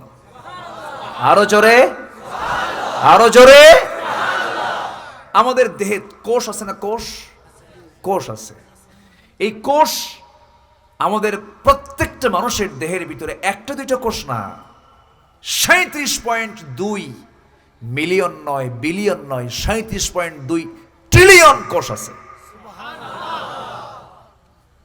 আল্লাহ তোমার ভালোবাসেন না? না ভালোবাসেন না? আল্লাহু আকবার। আচ্ছা, যে সেন্সরি রিসেপ্টর আছে সেই সেন্সরি রিসেপ্টর হলো 110 মিলিয়ন। লোহিত রক্তকণিকা আরবিসি, যারা মেডিকেল সায়েন্সের ছাত্র তারা বুঝবেন এগুলো। আমি কি কষ্ট দিচ্ছি নাকি আপনাদের? ভয় পাই যে কোন আলোচনা করতে যাই কি বোঝে কি না। আবার বুঝতে পারছেন তো? আমাকে বুঝতে পারছেন তো? বলি আলহামদুলিল্লাহ। জি, যে আরবিসি লোহিত রক্তকণিকা এটা আছে হলো 30 ট্রিলিয়ন। আল্লাহু আকবার বলে। আচ্ছা, শুধু মস্তিষ্কে মাথায় নিউরন সংখ্যা হচ্ছে 100 বিলিয়ন। আল্লাহু আকবার বলবেন না? আচ্ছা, এই তো শুধু চামড়ার নিচে গেলাম, চামড়ার উপরে আরো কিছু আছে না? নেই? এই নাক, এই চোখ, এই কান, পদ্মা মেঘনা যমুনার কত বড়, তার চেয়ে বড়। আরো জোরে কোন সুবহানাল্লাহ। কে বানিয়েছেন? কে বানিয়েছেন? প্রত্যেকের দেহে যে ব্লাড আছে, রক্ত আছে, রক্তের ভেসেল আছে। কি আছে? ভেসেল। এই ভেসেলটা এত লম্বা যা 97,000 কিলোমিটার লম্বা। প্রায় 1 লক্ষ কিলোমিটার লম্বা হলো ব্লাড ভেসেল। আমাদের পকেটে যদি আমরা ইয়ারফোন রাখি, ইয়ারফোন যেটা তারওয়ালা 2-3 হাত তার ইয়ারফোন আছে না, ইয়ারফোন পকেটে রাখার পরে যখন বের করবেন ওটা কি ঠিক থাকে না? প্যাঁচ লাগে। কয় হাত? 2 হাত 3 হাত সর্বোচ্চ। অথচ কি লেগে গেছে? প্যাঁচ লেগে গেছে। আর আল্লাহ আমাদের রক্তের মধ্যে ভেসেল রেখে দিয়েছেন, সেই ভেসেলটা হচ্ছে 97,000 কিলোমিটার লম্বা, প্যাঁচ লাগে না। জোরে বলেন সুবহানাল্লাহ। এরপরও বান্দা কয় আল্লাহ তুমি আমার দেখোই না। বোঝেন নাই? জোরে বলি আল্লাহু আকবার। আরো জোরে আল্লাহু আকবার। নাকের মধ্যে কম ধুলা যায় সারাদিন? নাকে চোখে কম ধুলা যায়? টেবিলটা আপনি 3 দিন মুছবেন না, এটা টেবিলের উপরে 3 দিন না মুছলে কি পরিমাণ ধুলার আস্তর পড়ে যায়। ওই পরিমাণ ধুলা যদি লাঞ্চে জমা হতো, কোনো পাবলিক বাঁচত না। এগুলো সব পিউরিফাই, সুন্দর করে পরিষ্কার পরিচ্ছন্ন কে রেখে দেন? আসতে বলবেন না, কে রেখে দেন? সে আল্লাহ বলছেন বান্দা তুই আমার দিকে 1 হাত আগাবি, আমি তোর দিকে 10 হাত আগাবো। তুই আমার দিকে হেঁটে হেঁটে আসবি, আমি তোর দিকে দৌড়িয়ে যাব। জোরে বলে সুবহানাল্লাহ। সম্মানিত ভাইয়েরা, এখন জিকিরটা কাকে বলে? আমার দেশে তো হালকা জিকির, ভারী জিকির, ন্যাংটা জিকির, উলঙ্গ জিকিরও আছে না নাই বলেন তো? জিকির করতে করতে ফানাফিল্লা হয়ে যায়, হুঁশ থাকে না। জিকির করতে করতে লাভ মেরে আম গাছে ওঠে, জাম গাছে ওঠে, ভুল করেও বড়ই গাছে ওঠে না। বড়ই গাছে কাঁটা আছে, এই হুঁশ ঠিকই আছে। কি কথা কি বুঝতেছেন? আছে না নাই? কোথায় যেন এক ভিডিওতে দেখলাম এক লোক এরকম মঞ্চে আলোচনা চলতেছে, একজন লাভ মেরে বাঁশের আগায় উঠে বসে আছে। বলেন তো এই চিকন বাঁশের আগায় ওঠা কি কম যোগ্যতা দরকার? আমি আমার ভাষায় বলবো যে এক লাফে যে উঠলো 20 হাত উপরে বাঁশের চিকন বাঁশ, সে ছোট্ট বলে পাক্কা সুপারি চড়ছিল। কি চড়ছিল? সুপারি। কারণ এই বাঁশ টপকায় তো সাধারণ কোনো লোক উঠতে পারবে না। কি কথা কি বুঝতেছেন আপনারা? কি এগুলো? জি হ্যাঁ, দোয়া তো চাবেই। আমরা দোয়া করি সবার জন্য। আমি কি শেষ করে দেব? হ্যাঁ, ওনারা কতক্ষণ থাকিবেন? হ্যাঁ, সারা রাত থাকতে রাজি আছেন? আচ্ছা থাকবেন, আমি কিছুক্ষণ পর চলে যাবো। এই তো খুবই সুন্দর। আপনারা বলি আলহামদুলিল্লাহ। আমি দেখেছি, লক্ষ্য করেছি, যাদের বাড়ি নদীর পার্শ্বে হয়, সমুদ্রের তীরে হয়, তারা খুব বড় হৃদয়ের হয়। আলহামদুলিল্লাহ বলে। আপনাদের বাড়ি কিসের কিনারে? সমুদ্রের তীরের কক্সবাজার। কি ছোটখাটো কথা কোন কেন? কিসের তীরে বাড়ি আপনাদের? যে তীর সবাই দেখতে আসে, গোটা পৃথিবী থেকে আসে। 155 কিলোমিটার সমুদ্র সৈকত, সি বিচ লম্বা। এত লম্বা সমুদ্র সৈকত পৃথিবীর কোথাও নাই। আপনার কোথাও যাওয়ার ঠেকা নাই, আপনাকে দেখতে আসবে সবাই। আলহামদুলিল্লাহ বলেন। ঠিক আছে না? আপনাকে দেখতে আসে। গোটা দেশের ভিতরে সবচাইতে বেশি পর্যটক কোন জেলায়? কোন জেলায়? আপনাদের মেহমানদারিও ভালো। আলহামদুলিল্লাহ। আপ্যায়ন ভালো তো, আপ্যায়ন না ভালো হলে মেহমান আসতে পারবে? পর্যটক আসতে পারবে? যদি চাকু ধরতেন, পিস্তল ধরতেন, কেউ আসতো? আসতো না। কক্সবাজারের মানুষ আমরা তো গোটা দেশ ঘুরি, অন্য জেলার চাইতে অনেক উদার, অনেক মেহমান প্রিয়। বলি আলহামদুলিল্লাহ। দুই একটা ছোট মোটো আবুজেল থাকে, ওগুলো কোনো বিষয় না। কি কথা কি বোঝা গেল? দুই একটা থাকবেই তো, দুই একটা থাকবেই দুষ্ট, কিন্তু ম্যাক্সিমাম ভালো। বলি আলহামদুলিল্লাহ। মেহমানকে যে সম্মান করতে জানে, সে আল্লাহর হকও আদায় করতে পারে। আলহামদুলিল্লাহ বলেন। আমার নবীজি মেহমানকে সম্মান দিতে বলেছেন। রাসূল বলেছেন, যে ব্যক্তি মেহমানকে সম্মান করে না, সে তো ঈমানদার নয়। মান কানা ইউমিনু বিল্লাহি ওয়াল ইয়াউমিল আখির ফালইউকরিম দাইফা। সে যেন মেহমানকে সম্মান করে। আল্লাহু আকবার বলে। ঈমানের সাথে মেহমানের সম্মানের সম্পর্ক বিশাল ব্যাপার। নবীজি এক রাত্রিতে ইশার নামাজ পড়ে সব সাহাবীকে ডাক দিলেন, যারা মুকিম আছো এদিকে আসো। আমার মুসাফির কিছু সাহাবী আছে, যাও তুমি 5 জন, তুমি 7 জন, তুমি 10 জন নিয়ে যাও। একজন বাদ পড়ছে। কজন বাদ পড়ছে? একজন। রাসূল বলেন, তালহা এদিকে আসো, এই মেহমানকে তুমি বাড়িতে গিয়ে মেহমানদারি করো। কিন্তু এমন জনকে বলছে, এমন তালহাকে বলছে, যার বাড়িতে 3 মাস বাজার নাই। কয় মাস বাজার নাই বলেন? যেদিন বাজার করবেন সকালবেলা রওনা দিয়েছেন, ওই দিন মেহমানকে নিয়ে যেতে হবে। বাজার করতে বের হয়েছেন, কিন্তু আজান হয়ে গেছে। এখন আজান আগে না বাজার আগে?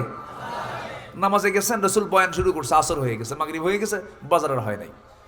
খালি বাজারের ব্যাগ নিয়ে, সাথে আবার মেহমানকে নিয়ে দরজার সামনে হাজির। গিন্নি, বউ দরজা খোলো, আসসালামু আলাইকুম, সালাম দিলেন। মাশাআল্লাহ বাজার নাই। মাশাআল্লাহ কি নাই? বাজার নাই। মেহমান আসছে, মেহমান সাথে আসছে। বউটা বলতেছে, মেহমানকে বসায় দেন। আলহামদুলিল্লাহ, যেরকম আলহামদুলিল্লাহ। আর এরকম চিত্র যদি আমাদের হতো, কন 3 মাস বাজার নাই, ব্যাগ ফাঁকা, রাত্রেবেলা মেহমান সাথে একজন আসছে, যদি শুধু বলতেন বউ বাজার করে নেই, মেহমান আসছে, বলেন তো বউয়ের কি অবস্থা হতো? বলেন আপনারা বলেন। আল্লাহু আকবার। ইসলামে কি শিক্ষা নাই? বলি আলহামদুলিল্লাহ। স্ত্রী বলছেন, সংসার সুখের হয় কার গুণে? রমণীর গুণে। আলহামদুলিল্লাহ। আল্লাহ তুমি সবাইকে সুন্দর বউ জুটায় দাও। দেন বুড়া চাচাও কয় আমিন। বিয়ে করেন নাই? যারা বিয়ে করে নাই, যারা করছেন ভুল হয়ে গেছে, এখন হয়তো বিয়ে করছেন, বউ ভালো না, এখন কি করবেন? আর যারা বিয়ে করো নাই, জোরে বলো আমিন। কি কষ্ট পাচ্ছেন নাকি আপনারা? যার ভালো বউ আছে, তার জীবনে সুখ আছে। বলি আলহামদুলিল্লাহ। যার জীবনে ভালো বউ নাই, ওর মতো জাহান্নাম কিছু নাই। বিপদ তো, বিপদ না? খুব বিপদ। মায়েরা আসছে নাকি মাহফিলে? মায়েরা আছে? এতক্ষণ বলেন নাই আপনারা? মায়েরা মাহফিল আছে নাকি? বলি আলহামদুলিল্লাহ। তাহলে আর বলবো না। জি, মার অনেক ভালো। বলি আলহামদুলিল্লাহ। বউকে পিটানো তো সুন্নতে মুআক্কাদা না? বউকে পিটান কেউ? বউকে পিটান? আমি চুপ করে আছে, হুজুর কিছু কব না। বউকে মারা জায়েজ আছে 4টা কারণে। কয়টা কারণে? আমাদের মায়ের কলিজা এখন পানি নাই আর। হুজুর এতক্ষণ তো ভালোই করেন, আবার এখন কি শুরু করলেন? কয়টা কারণে? 4টা কারণে। স্বামী তার স্ত্রীকে শাসন করতে পারবেন। কি করতে পারবেন? শাসন। শাসন মানে কি মারা? না। 4টা কারণে স্ত্রীকে স্বামী শাসন করতে পারবেন। আমার বন্ধুগণ, স্বামী স্ত্রীর ভিতরে পরিচালক কে হবে? স্ত্রী না স্বামী? ইমাম কি হবে? বউ না স্বামী? সম্মানটা বেশি কার? বউয়ের সম্মান নাই? আসতে কোন কেন? বউয়ের সম্মান নাই? ও, শুধু সম্মান আপনি নিয়ে থাকবেন না, বউয়েরও দাম আছে। রাসূল বলেছেন, যে বউ বলবে তার স্বামী ভালো, আল্লাহ বলবেন সে বান্দা ভালো। যেরকম সুবহানাল্লাহ। তাহলে কারো কাছে না ভালো হলেও কার কাছে ভালো থাকতে হবে? স্ত্রীর কাছে ভালো থাকতে হবে। সবাই রাজি আছেন তো? ও দেখো, কিছু যুবকরা করে, যে বিয়ে করে নাই তারা কয় ইনশাআল্লাহ। অন্যের বউ না, নিজের বউ। ঠিক আছে না? নিজের বউ। জি, 4টা কারণে প্রহার করা যাবে। কয়টা কারণে বলেন? 4টা কারণে। 4টা কারণে মারা যাবে। নাম্বার 1 হলো যদি নামাজ না পড়ে, নাম্বার 2 হলো রোজা যদি না রাখে। নাম্বার 3 যদি স্বামীর বৈধ আনুগত্য যদি না করে। নাম্বার 4 পর্দায় যদি না থাকে। এই 4টা কারণে শাসন করতে পারবে, তবে শাসনের ক্ষেত্রে যে লাঠি ব্যবহার করবে সেই লাঠির দৈর্ঘ্য হবে মাত্র 9 ইঞ্চি, মানে মেসওয়াক। কি বলেন কি? মেসওয়াক বের করে যদি আপনি আপনার বাবার সামনে অথবা আপনি কোনো নিকটজনের সামনে যদি আপনার স্ত্রীকে শাসন করতে নিয়ে যদি ছোট্ট একটা মেসওয়াক দিয়ে মারেন, মানুষ বলবে শাসন করে না আদর করে। কি করে? আমার মাদের কলেজে এখন পানি আসছে, হুজুর বাঁচলাম। 1.5 হাত লাঠি যে কর নাই, মারার কোনো কায়দা ইসলামে নাই। আলহামদুলিল্লাহ বলেন। রাসূল কোন স্ত্রীকে মেরেছেন? মেরেছেন? কোন রেকর্ড নাই এমন। বরং আমার নবীজি কি করেছেন, কি ভালোবাসা। আম্মা জান আয়েশা বলেন, আমার ঘরে কোনো ফার্নিচার ছিল না। আমার ঘরের উনুনে চুলায় 3 মাস পর্যন্ত, 1.5 মাস 2 মাস হয়ে গেছে চুলায় আগুন জ্বলে নাই। আমার নবীজি রাতের আধারে চলে আসতেন, বলতেন আয়েশা খাবার কিছু আছে নাকি? না, কোনো খাবার নাই, শুধু সামান্য পানি পান করে, খালি পেটে পানি পান করে রাসূল ঘুমায় পড়েছেন। কখনো ধমক দেন নাই আমারে। আমার নবীজি রাত গভীর যখন হয়ে যেত আমাকে ডাকতেন না, দরজা আস্তে করে খুলতেন, ঢুকতেন ঘরের মধ্যে, আস্তে করে জামাটা খুলে আস্তে করে আমার পাশে শুয়ে পড়তেন, আমাকে কখনো ডেকে ডেকে ধমক দিতেন না। সুবহানাল্লাহ। আমি আয়েশা যখন রান্না বান্না করতাম, একটু দেরি হয়ে গেলে রাসূল ধমক দিতেন না। রান্না বান্নায় দেরি হলো, আমার নবীজি বটি হাতে নিতেন, আমার নবীজি নিজে কুটে কুটে আমার রান্নার কাজে সহযোগিতা করেছেন। জোরে বলি সুবহানাল্লাহ। ঘরের মধ্যে একটু ময়লা হয়ে গেছে, ঝাড়ু নিতেন, নবীজি নিজে ঘর ঝাড়ু দিতেন। কাপড় যদি একটু ছিঁড়ে যেত, নিজেই সুই সুতা নিতেন, নিজেই সেলাই করতেন। বিশ্বনবী মুহাম্মদ সাল্লাল্লাহু আলাইহি ওয়াসাল্লাম। আর এমন কিছু নবাবজাদা আছে, দেখবেন ঘড়িটাও আরেকজন পরায় দেওয়া লাগে, জুতা আরেকজন টানতে হয়।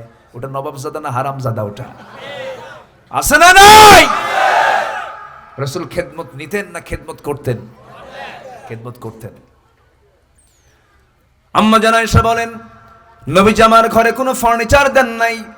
ঘরের মধ্যে কিছুই থাকতো না, কিছুই ছিল না। একটা মশক ছিল, পানি রাখার জন্য একটা মশক, পান করার জন্য একটা গ্লাস, খাওয়ার জন্য একটা মাত্র গ্লাস, একটা মাত্র প্লেট। একসঙ্গে খেতে বসতাম, খেতে নিয়ে রাসূলকে আগেই খাওয়াতে পারতাম না। যখন খেতে বসতাম রাসূল বলতেন তুমি শুরু করো, আমি শেষ করব। আমি যখন গ্লাসটা নিয়ে বলতাম হুজুর দুধখানা পান করুন, রাসূল বলতেন আয়েশা তুমি পান শুরু করো, আমি শেষ করব। আমাকে দেখতেন রাসূল আমি কোন দিক দিয়ে পান করি। আমি নবীজির সামনে যখন ঠোঁটটা লাগায় দিয়ে যে দিক দিয়ে গ্লাসের ঠোঁটটা লাগাতাম, দুধ পান করতাম, আমার নবীজি গ্লাসটা নিয়ে আর সেই ঠোঁট আঁকানো ঠোঁটের নিচেই তিনি তার ঠোঁটটা লাগায় দিতেন। আমার সামনে মুস্কি হাসি মেরে তিনি দুধ পান করতেন। মুহাব্বত কারে কয় সুবহানাল্লাহ। আম্মা জান আয়েশা বলেন, নবীজি আমার চাইতে অনেক দিনের বড় ছিলেন, কিন্তু তিনি কখনো আমাকে বেঁধে দিতেন না। ওহদের যুদ্ধের প্রেক্ষাপট, চরম কণ্টকে কীর্ণ ময়দান। রাসূল বলছেন আয়েশা রে, তোমাকে আমি টাইম দিতে পারি না, তোমাকে আমি সময় দিতে পারি না, চলো না আজকে রাতের আধারে যুদ্ধ থেমে গেছে, একটু দৌড়ের পাল্লা দেই। আম্মা জান আয়েশা বর্ণিত হাদিস। আম্মা জান আয়েশা বলেন নবীজির সঙ্গে আমি দৌড়ের পাল্লা দিলাম। আমি চিকন শরীর, আমার বয়স কম, দৌড় মারতেন রাসূলকে। আমি রাসূল আমার সঙ্গে পারলেন না, আমি ফাস্ট হয়ে গেলাম। রাসূল পারলেন না, না তাকে ফাস্ট করে দিলেন। কি বলেন বলেন বলেন? তাকে ফাস্ট করে দিলেন, বিজয়ী করে দিলেন। অনেকদিন পর আবার বলছেন আয়েশা চলো আজকে দৌড়ের পাল্লা দেই, সেদিন তো আমি হেরেছিলাম, আজকে দেখি কি হয়, কে পারে। আম্মা জান আয়েশা বলেন আমার শরীরটা স্থূল হয়ে গিয়েছিল, মোটা হয়ে গিয়েছিলাম, দৌড় মারতে নিয়ে রাসূলকে আমি আর পারলাম না পরাজিত করতে। আমাকে রাসূল পিছে ফেলে দিয়ে সামনে ফাস্ট হয়ে মুখটা ঘুরে মুস্কি হাসি মেরে বললেন পরাজিতের জবাব বিজয়ী হয়ে দিয়ে দিলাম। জোরে কোন সুবহানাল্লাহ। মোহাব্বত কাকে বলে, প্রেম কাকে বলে? প্রেম আগে না বিয়ে আগে? দেখেন কেউ কিছু কয় না। প্রেম আগে না বিয়ে আগে? আর এখন সমাজে কি আগে? প্রেম না নোংরা? প্রেম না নোংরামি? তাহলে প্রেম আগে হবে না বিয়ে আগে হবে? বিয়ে আগে হলে প্রেমটা জমবে ভালো। আর যদি বিয়ের আগে প্রেম করেন, প্রেম কইরা কইরা প্রেমের মজা শেষ, তখন করলেন বিয়ের পরে আর প্রেম থাকে না, তখন হয় কিলাকিলি। তখন কি হয়? তখন আর মজা পাবেন না। এই জন্য যুবকরা তোমার চরিত্র হতে হবে সাইয়েদনা ইউসুফের মতো। ইউসুফ আলাইহিস সালাতু ওয়াস সালামকে সুন্দরী নারী প্রেমের প্রস্তাব দেয়, তিনি বলেন আমি কাকে ভয় করি? আসতে বলবেন না, কাকে ভয় করি? এটার নাম জিকির। এটার নাম কি বলেন? এটার নাম কি? জিকির। আমার ভাইয়েরা, কথাই তো কথা বেড়ে গেল, কোন দিক থেকে অনেক লাইনের দিকে চলে গেলাম। আসুন আমরা জিকিরের আলোচনার দিকে চলে আসি। জিকির মানে কিন্তু লাভ দিয়ে আম গাছ জাম গাছে নয়, মাতাল হয়ে কোনো এই সমস্ত নাচানাচি নয়। জিকির মানে হলো কি, আল্লাহ তাআলা সুন্দর করে জানিয়ে দিচ্ছেন আমার দেশে কিছু ভণ্ডামি আছে না নাই বলেন? আছে। কিন্তু জিকির নামে কিছু ভণ্ডামি আছে, এগুলো ইসলামকে তারা ছোট করে ফেলছে। ইসলাম এমন নয়, ইসলাম এরকম পাগলামি নয়, ইসলাম ছটফটানি নয়, এইগুলোর মধ্যে ইসলামের কোনো অংশগ্রহণ নেই। এরকম করেন, আসে না? আসেন এরকম, আসে না? এটি কোনো আওয়াজ হলো বলেন তো? হ্যাঁ, মনে ভূত ধরছে ওরে। খাজা দিল কর তাজা, ইসমে জালাল গাজার কলকি খাওয়া হালাল। যেরকম নাউজুবিল্লাহ। পানির তলে মোমবাতি, বাও বাতাসে নেভে না, বাবার নামে হালকা দিলে ওযু গোসল লাগে না। আছে না? আবার আমাদেরকে গালি দেয়, মোল্লা মুন্সি নামাজ পড়ে, মারেফত তো বোঝে না, বাবার নামে হালকা দিলে সতর ঢাকা লাগে না, উলঙ্গ থাকতে হয়। যেরকম নাউজুবিল্লাহ। সালার চট পড়ে থাকে, মোষ বড়, দাড়ি বড়, মাথার চুল বড়, বগলের চুলও বড়, নিচের দিকে আর গেলাম না। এরকম দুষ্ট কিছু আছে না নাই বলেন তো? ফুটপাত দিয়ে বিভিন্ন জায়গায় বসে থাকেন এরকম, মানে একটা অদ্ভুত চেহারা, পাগল পাগল ভাব। আবার কিছু লোক ভাবে যে এই যে দুনিয়া বিমুখ লোকটা মনে হয় আল্লাহরই পাগল। আল্লাহর কসম করে বলি, অসামাজিক, ব্যক্তিত্বহীন, পাগল এরা কখন আল্লাহর ওলি হতে পারে না। কথা বোঝা গেল? কথা বোঝা গেল? সালার চট পড়ে আছে, খায় না, দায় না, নড়াচড়া করে না, গুতা মারলেও কথা কয় না, এরকম আছে না? কিছু আছে না? বিভিন্ন মাজারে পড়ে থাকে, ওদের পিছে কিছু পাগল যায়, কোনো কথা বলে না। অনেকক্ষণ পর, বাবা একটু কথা বলো, একটু আমার থাপ্পড় মারো, দেখো তো আমার কপালে কিছু আছে নাকি, কপাল দেখো তো বাবা। এরকম বলার লোক আছে না নাই বলেন তো? আছে। অনেকক্ষণ পর বাবার মুখে কোনো হাসি নাই, কান্না নাই, কিছু করে না, হাঁটতেই দাঁড়ায় পেশাব করতেছে। পিছন থেকে কিছু পাগল বলে, এই তো বাবার রহমতের পানি ঝরা শুরু হয়েছে। যেরকম নাউজুবিল্লাহ। আসলে ইসলাম কি এমন? আস্তে করে, ইসলাম কি এমন? আমার নবীজি কত ব্যক্তিত্ব সম্পন্ন মানুষ ছিলেন, সুবহানাল্লাহ, সুবহানাল্লাহ। আমার নবীজির চার স্ত্রী নবীর সামনে বসে রাসূলকে প্রশ্ন করছেন, হুজুর আমাদের চারজনের মধ্যে গন্ডগোল লাগছে। কি গন্ডগোল? আপনি আমাদের চারজনের মধ্যে সত্যি করে বলেন তো, আপনি কাকে বেশি ভালোবাসেন? ও বলে আমাকে বেশি, ও বলে। আপনার মুখ থেকে শুনতে চাই, আপনি চারজনের মধ্যে কাকে সবচেয়ে বেশি ভালোবাসেন? রাসূল বললেন, তোমরা যে প্রশ্ন করছো এটা একটু চিন্তা করা দরকার, আমি কালকে সকালে বলবো, যাও সবগুলোকে পাঠায় দিন। কারণ কার নাম নিয়ে কার মুখ কালো দেখবেন রাসূল কোন? উত্তরটা কি সহজ না কঠিন বলেন তো? কঠিন। বিশ্বনবী কি ম্যানেজিং পাওয়ার তার, কি কন্ট্রোল তার! পাঠায় দিলেন। সন্ধ্যার সময় করলেন কি, 8টা খেজুর নিলেন। কয়টা খেজুর? 8টা। 2টা করে হলো। কয়টা করে হলো? প্যাকেট করলেন। সুন্দর 2টি খেজুর সুন্দর করে প্যাকেট করে আম্মা জান আয়েশার ঘরের মধ্যে ঢুকে বলছেন, আসসালামু আলাইকুম। সালাম দেওয়া বউকে সুন্নাহ, বলি আলহামদুলিল্লাহ। আম্মা জান আয়েশা বলেন, রাসূল আমাকে কখন আগে সালাম দিতেন আমি টের পেতাম না। সাহাবীরা রাসূলকে আগে সহজে সালাম দিতে পারে নাই। সালাম যারা নিয়মিত থাকবে তার শত্রু থাকবে না। আল্লাহু আকবার বলেন।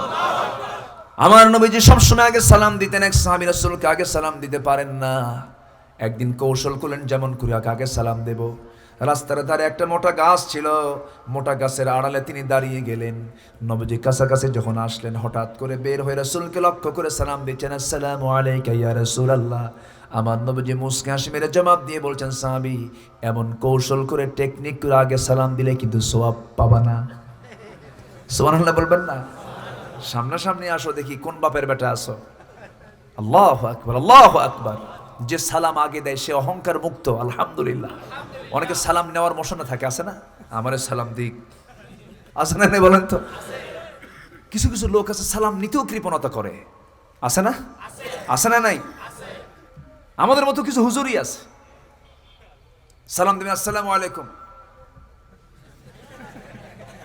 মনে হয় যে কি অলসতা ধরছে, আছে না? নাই? ঠিক না। ইসলাম এটা না। ইসলাম যুবকদেরকে ভালোবাসতেন। একদিন রাসূল খুতবা দিচ্ছেন, আলোচনা করছেন, এক যুবক সামনে দাঁড়ায় আছে, বসার জায়গা পাচ্ছে না, দাঁড়ায় আছে তো। রাসূল আলোচনা বন্ধ করলেন, যুবক বসো। বসার জায়গা নাই, বসবে কোথায়? রাসূল নিজের গায়ের চাদর তার হাতে বিছায়া দিলেন, বলেন, যুবক আমার চাদরের উপরে তুমি বসো। আল্লাহু আকবার। সামাজিক হব আমরা। কি হব? সামাজিক হব। কি হব বলেন? সোশ্যাল নান সোশ্যাল বলেন, সোশ্যাল নান সোশ্যাল, সোশ্যাল হব, সামাজিক হব। জোরে বলি ইনশাআল্লাহ। মিশে যাব সবার সাথে, সবার সঙ্গে মিশবো, সুন্দর করে কথা বলবো। সুন্দর কথাও একটা ইবাদত। জোরে বলি সুবহানাল্লাহ। আমার ভাইয়েরা, আমার নবীজি দুটো করে খেজুর সব স্ত্রী ঘরে দিয়ে বললেন, আয়েশাকে দিয়ে বলছেন, আয়েশা আমি তোমাকে 2টা খেজুর দিলাম এবং তোমাকে জানিয়ে দিচ্ছি আমি তোমাকে দারুণ ভালোবাসি, কিন্তু এই ভালোবাসার কথা কিন্তু অন্য বউয়ের কানে দেওয়া যাবে না। আমি তোমাকে এক্সট্রা করে বললাম তোমাকে ভালোবাসি খুব বেশি। 2টা খেজুর দিয়ে গেলাম। এরকম করে 4 স্ত্রী ঘরে মোট 8টা খেজুর দিয়ে গেলেন, 2টা করে সবাইকে এক কথা বললেন। পরের দিন সকালবেলা চলে আসলো, রাসূলকে বলা হলো, হুজুর আমরা 4 জন মিলে বিশাল উৎসাহ নিয়ে এসেছি, আপনি সত্যি করে আজকে বলুন আপনি কাকে সবচেয়ে বেশি ভালোবাসেন? আমার নবীজি বলছেন, সাহাবীরা। আমার সাহাবীরা তো আছেই, আমার সাহাবীরা এই জায়গায় নাই, আমি তোমাদের 4 জনকে 4 জনের সাক্ষী হিসেবে তোমাদেরকে বলে দিচ্ছি আমি তাকে সবচেয়ে বেশি ভালোবাসি, যাকে গত রাত্রিতে আমি লুকোচুরি করে 2টা খেজুর দিয়ে আসছি। একটু আস্তে কান সুবহানাল্লাহ, জোরে কান সুবহানাল্লাহ। কেউ কি অসন্তুষ্ট হলো? কেউ কাউকে বলছে? রাসূল বলেন, যাও ঘরের মধ্যে, যাও যাও। সুবহানাল্লাহ বলেন। কি ম্যানেজিং পাওয়ার, কি কন্ট্রোল। এই জন্য আমরা সামাজিক হব। জোরে বলি ইনশাআল্লাহ। জিকির করব কার? আল্লাহ। জিকির মানে কি এরকম নাচানাচি করা? জিকির মানে কি হুহু করা? জিকির মানে কি ফালাফালি করা?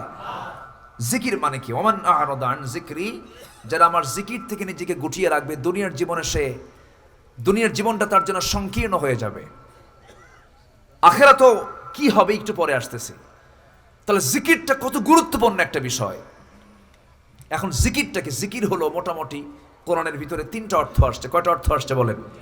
জিকির অর্থ কয়টা আসছে? সবাই শুনে যাবেন না? 12টা বাজে? হ্যাঁ, কি করবো বলেন, আপনি বলেন। হ্যাঁ, চলবো? আরো চালাবো? উনিও কে চালান, আপনার তো সভাপতি। সময় সবাই বলছে আমাকে, এই জন্য আমি না। দেখছেন কি করবো বলেন, আপনারা আপনারা বলেন কি করবো? চলো হুজুর মরুক।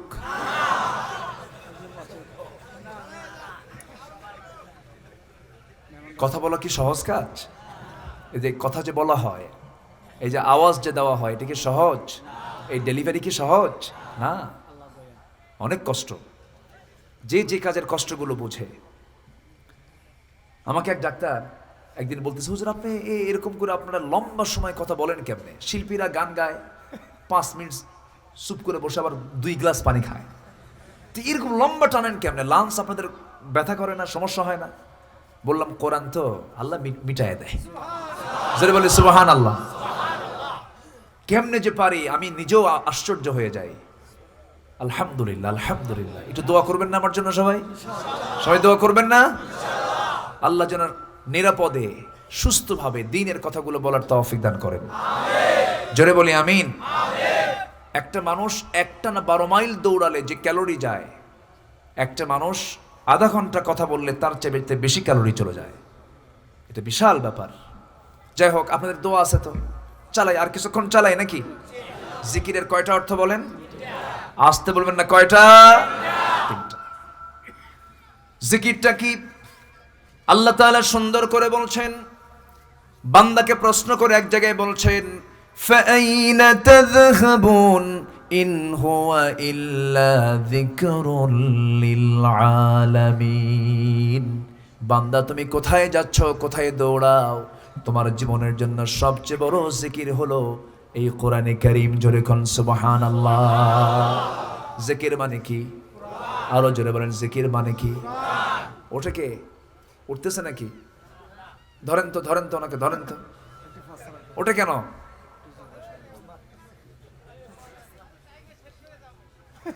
ও আচ্ছা, উনি থাকবেন কিন্তু ওনার নিম্নচাপ। আমার দিকে থাকেন। জি, ওই যে এক হাত তুলছে উনি। জি, বলি আলহামদুলিল্লাহ। যে সবাই আমরা খুব খুব প্রাণ চাঞ্চল্য নিয়ে আছি, আমরা বলি আলহামদুলিল্লাহ। খুব জরুরত হলে একটু নোকটা উঁচু করলেই তো হয়ে যায়, তাহলে আমি কিছু কই না। একটু নোকটা উঁচু করবেন, 1 নাম্বার 2 নাম্বার বলবেন, সমস্যা নাই। দয়া করে কেউ 3 নাম্বার খাবেন না। 3 নাম্বার মানে বিড়ি খাওয়ার লোক কিছু আছে না? নাই? বিড়িও টানে অনেকে, আছে না? হুজুর আপনার ওয়াজ তো মাথায় ঢুকতেছে না কেন? আমার ব্রেন হ্যাং হয়ে আছে, একটু রিফ্রেশ করা দরকার। কেমনে হুজুর? এক টান দিলি ব্রেন ওয়াশ, এরকম কিছু আছে না? ভোট চাইতে গেলেই প্রার্থীরা সামনে যে বলে, ভাই কে দেখো তোমার কথা তোমার কানে ঢুকতেছে না, প্যাকেট নিয়ে আসছো প্যাকেট। এরকম প্যাকেট পার্টি কিছু আছে না? নাই? সমস্যা এত টানা টানে এই জাতি বিড়ি। আল্লাহ, মাহফিল শেষে মোসাফা করার জন্য আসে মঞ্চে, খুব ভিড় হয়ে যায়, হাতটা আগায় দিই, মোসাফা করতেছে, হাতটা নিয়ে যখন গাড়িতে বসে যখন নাকের সাথে নেই, কত বিড়ির যে গন্ধ। কি কথা কি বুঝতেছেন আপনারা?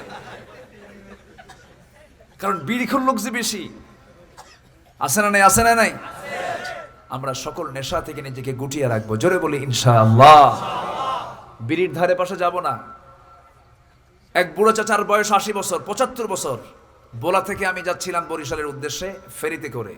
এক চাচা দেখি ঠ্যাঙের উপর ঠ্যাং তুলে দিয়ে ফেরিতে একটা চোখ টুলের উপরে বসে সমুদ্রের নদীর উত্তাল ঢেউ দেখছে, তরঙ্গ দেখছে, আর সুখ টান দিচ্ছে। এমন টান দিচ্ছে মনে হচ্ছে 16 বছরের টকবকে যুবক। বললাম, চাচা এই বুড়া বয়সে চামড়া ঢিল, আপনি এখনো বিড়ি খান? খাওয়া ছেড়ে দেওয়া যায়? বাবা বুঝবা না, বিড়ি হলো উন্নতির সিঁড়ি। ফতুয়া দিয়ে দিল। কি কবে? মরে যাচ্ছে তাও টান ছাড়ে না। ছেলের নাম জহরুল। এই জহরুল, মরি যখন যাচ্ছি রে, কলকিটা নিয়ে টানটা দিয়েই মরি। এরকম পাবলিক কিছু আছে না? নয়? নেশা আছে যেখানে রহমত নাই, নেশা আছে যেখানে ফেরেশতা নাই, সেখানে সকল নেশা মুক্ত হব, জোরে বলি ইনশাআল্লাহ। দানা দানা ইয়াবা দানা, আছে না নাই বলেন তো? হ্যাঁ, আল্লাহ তুমি এই জেলাকে এই ফিতনা থেকে বাঁচাও, জোরে বলি আমিন। আরো জোরে আমিন। জিকিরের অর্থ কয়টা বলেন? কয়টা? 1 নাম্বার কি বলেছি? 1 নাম্বার কি বলেছি? কোরআন পড়লে কি করা হবে? জিকির হয়ে যাবে। কি হয়ে যাবে? জিকির হয়ে যাবে। বেশি করে কোরআন পড়বা। আফদালুয যিকরি তিলাওয়াতুল কোরআন। সবচাইতে বড় জিকির হলো কোরআন তেলাওয়াত করা। যেই দেহে তেলাওয়াত বেশি সেই দেহে রোগ কম। যেই পরিবারে তেলাওয়াত বেশি সেই পরিবারে ফিতনা কম। সকালবেলা যেন কোরআনের তেলাওয়াত বাচ্চাদের কানে যায়। প্রত্যেক মার উচিত ফজর পরে সুন্দর করে কোরআনগুলো সুন্দর করে তেলাওয়াত করা। বাচ্চাদের কানে কানে যাবে, বাচ্চারা আল্লাহওয়ালা হয়ে যাবে। বাবার উচিত ফজর নামাজ মসজিদে চলে যাওয়া, ফজর নামাজটা হয়ে গেল, বাসায় এসে সুন্দর করে কোরআন তেলাওয়াত করা। আবার জোহরের নামাজ যখন হয়ে গেল, সবাইকে নিয়ে মসজিদে চলে গেলেন, বাড়িতে আসলেন, বাড়ি ফজর শুধু ফরজ নামাজটা মসজিদে পড়লেন, বাকি সুন্নত নামাজটা মসজিদে না পড়ে বাড়িতে এসে পড়বেন। আপনার নামাজ আপনার ছেলে দেখবে, মেয়ে দেখবে, পরিবার দেখবে, আপনাকে দেখে দেখে ওরাও নামাজ পড়া শিখে যাবে। আমার ভাইয়েরা, পরিবারটাকে সুন্দর করে সাজাবো আমরা। পরিবারটাকে ইসলাম দিয়ে সাজাবো, কোরআন দিয়ে সাজাবো। যে দেহে কোরআন তেলাওয়াত থাকবে, অনুনাজ্জিলু মিনাল কুরআনি মা হুয়া শিফাউন ওয়া রাহমাহ। আমি কোরআনটা নাজিল করেছি বান্দার শেফা করে, সকল রোগের ঔষধ কোরআন তেলাওয়াতের মধ্যে আছে। ও বান্দা, কোরআন সুন্দর করে তেলাওয়াত করবো, জোরে বলি ইনশাআল্লাহ। আরো জোরে বলি ইনশাআল্লাহ। আমার বন্ধুগণ, নাম্বার 2 হলো আল্লাহ তাআলা বলছেন, নাম্বার জিকিরের 2 নাম্বার অর্থ হলো, আল্লাহ বলছেন, ইযা নুদিয়া লিস-সালাতি মিন ইয়াউমিল জুমআতি ফাসআউ ইলা যিকরিল্লাহি ওয়া যারুল বাই' যালিকুম খায়রুল লাকুম ইন কুনতুম তা'লামুন। জোরে বলি আল্লাহু আকবার। যখন তোমাদেরকে নামাজের জন্য ডাকা হয়, সকল কাজ বাদ দিয়ে, ক্রয় বিক্রয় বাদ দিয়া, বিজনেস বন্ধ করে, সব কিছু বন্ধ করে তুমি চলে যাবে। কোথায় যাবে বলেন? কোথায় যাবে? ইলা যিকরিল্লাহ, জিকিরের জন্য যাবে। মসজিদে আমরা নামাজ পড়ি, নামাজকে এখানে কি বলা হলো? জোরে কি বলা হলো? জিকির বলা হলো। মসজিদে যখন তুমি চলে যাবা, সেই সময় তুমি আল্লাহর জিকির করবে। এখানে আমি রুকু করছি, সেজদা দিচ্ছি, সূরা কিরাত তেলাওয়াত করছি, সব আল্লাহর ভাষায় কি হয়ে যাচ্ছে? জিকির হয়ে যাচ্ছে। তাহলে আমি কোরআন তেলাওয়াত করলাম, জিকির হয়ে গেল। নামাজ পড়লাম, জিকির হয়ে গেল। এরপরে আল্লাহ বলছেন, নামাজ যখন শেষ হয়ে যাবে, ফাইদা কুদিয়াতিস সালাতু ফান্তাশিরু ফিল আরদি ওয়াবতাগু মিন ফাদলিল্লাহ ওয়াযকুরুল্লাহা কাসীরা। জোরে বলুন আল্লাহু আকবার। আল্লাহ বলছেন, তোমার যখন নামাজ যখন শেষ হয়ে যাবে, নামাজের জিকির যখন শেষ হয়ে যাবে, মসজিদে কি ঘুমানোর জায়গা না সেজদার জায়গা? সেখানে ঘুমানোর কোনো দরকার নাই, যেখানে কোনো তোমার আরাম নেওয়ার দরকার নাই। তুমি মসজিদে নামাজ পড়েছো, নামাজ যখন শেষ হয়ে গেছে, মসজিদ থেকে তাড়াহুড়ো করে বের হয়ে যাও, তাড়াতাড়ি বের হও। তবে হ্যাঁ, ওই রকম তাড়াতাড়ি না। কিছু সংখ্যক মুসল্লি আছে জুমার দিন সবার পরে আসে, সবার আগে যায়, এরকম আছে না নাই? ওটা ফাঁকিবাজ। ওটা কি? ফাঁকিবাজ। আমার ভাইয়েরা, নামাজ হয়ে গেছে তোমার, মসজিদ থেকে তাড়াতাড়ি বের হয়ে যাও। আবতাগু মিন ফাদলিল্লাহ। আল্লাহ বলছেন, আমার অনুগ্রহ তুমি তালাশ করো, আমার জীবিকা তুমি তালাশ করো, আমার রহমত তুমি তালাশ করো, আমার জীবিকার সন্ধানে তুমি বের হয়ে যাও। সেই সময় বান্দা, তোমার আরেকটা কাজ আমি তোমাকে দিয়ে দিলাম, ওয়াযকুরুল্লাহা কাসীরা। সেই সময় তুমি বেশি বেশি করে জিকির করবা। অথচ নামাজের জিকির, নামাজের জন্য বলেন ইলা যিকরিল্লাহ, আল্লাহর জিকিরের জন্য মসজিদে যাবে, কাসীরা শব্দ আসে নাই। কিন্তু সেকেন্ড আল্লাহ তাআলা আহ্বান করছেন, বান্দারে নামাজ যখন হয়ে যাবে, নামাজ থেকে যখন বের হয়ে আসবে, ব্যবসা করবে, বাণিজ্য করবে, লেনদেন করবে, এরপরে ব্যাংক করবে, বীমা করবে, ব্যবসা বাণিজ্য করবে, দুনিয়ার সমস্ত কাজ তুমি কি করে, সচিবালয় চালাবে, রাষ্ট্র চালাবে, যা কিছুই চালাবে না কেন, সব কিছু চালাতে নিয়া ও বান্দা, আমি আল্লাহ আমার বেশি করে জিকির করবে, মানে আমার বিধান অনুযায়ী সমস্ত কাজগুলো তুমি সম্পাদন করবে। যেরকম সুবহানাল্লাহ। ব্যবসা হবে কার বিধানে? আল্লাহ তাআলা ব্যবসার মধ্যে কি সুদের কথা বলেছেন? আসতে বলেন, সুদের কথা বলেছেন। আজকে অর্থনীতিতে সুদ আছে না নাই? আসতে বলবেন না, আছে না নাই? সুদ খেলে কি তার নামাজ হবে? আসতে নামাজ হবে। কি সুদের মহড়া! সুদখোর হাসি আমার দেশে আছে না? হজে যায়, হজে যাওয়ার সময় বলে, আমি তো হজে যাচ্ছি, আমার টাকা তো অবৈধ, এগুলো সুদের টাকা, আমার বাবার জমি বিক্রি করার টাকা নিয়ে আমি হজে যেতে চাচ্ছি। দেখেন, মানে এগুলো হারাম টাকা, এগুলো করলে তো হজ হবে না। তো এই হারাম টাকাগুলোকে পাশে রেখে বাবার পৈতৃক ভিটা বিক্রি করে বলতেছে, এটা আমার হালাল টাকা, যেন আল্লাহ হজ কবুল করে। আল্লাহ বোঝে না? আসতে কোন আল্লাহ বোঝেন না? আল্লাহ বোঝেন না? বুঝেন। সুদ খাওয়া কি? আরো জোরে, আরো জোরে। সুদের সর্বনিম্ন গুনাহ হলো মার সঙ্গে জেনা করা।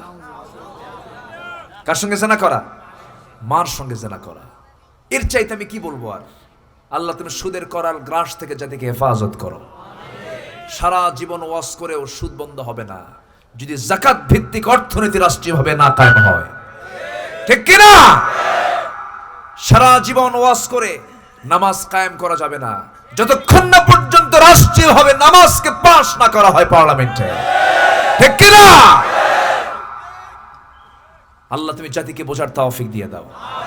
জোরে বলি আমিন। আল্লাহ তাআলা বলছেন, ও দুনিয়ার শাসকেরা, তোমরা 14 দফা, 19 দফা, 27 দফা, যত দফাই করো না কেন, আমার থেকে 4 দফা নাও। আল্লাহর কথা। কার কথা? আল্লাহ বলছেন, আমার থেকে কয় দফা নাও? 4 দফা। আল্লাযীনা ইম্মাক্কানাহুম ফিল আরদ আকামুস সালাহ ওয়া আতাউয যাকাত ওয়া আমারু বিল মা'রুফ ওয়া নাহাউ আনিল মুনকার। নামাজ কায়েম করো, যাকাত আদায় করো, সৎ কাজ চালু করো, সৎ কাজ বন্ধ করো, জান্নাতের টুকরা হয়ে যাবে দুনিয়ার সমস্ত পরিবেশগুলো। জোরে বলে সুবহানাল্লাহ।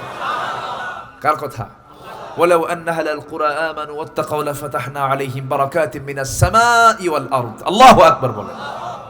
অতএব আমরা এই জমিনটাতে দেখতে চাই কার বিধান? তাহলে কার জিকির প্রতিষ্ঠা হবে? কার জিকির প্রতিষ্ঠা হবে? আল্লাহর জিকির প্রতিষ্ঠা হবে। আল্লাহ তুমি সবাইকে বোঝার তৌফিক দাও। সবাইকে এশার নামাজ পড়েছি? সবাইকে এশার নামাজ পড়েছি? ফজর পড়ব? ফজর পড়বেন কার? একটা হাত তুলে দেখেন। ফজর পড়বেন কারা? একটা হাত তুলে দেখান। একটু সোজা করে টান টান করেন। ফজর পড়বেন কারা? দেখেন তো অনেকে কিন্তু তোলে নাই, তুলতেছে না। এই জন্য মিথ্যা কথা কয় লাভ কি, তাই না? কিন্তু আমি পড়াবই।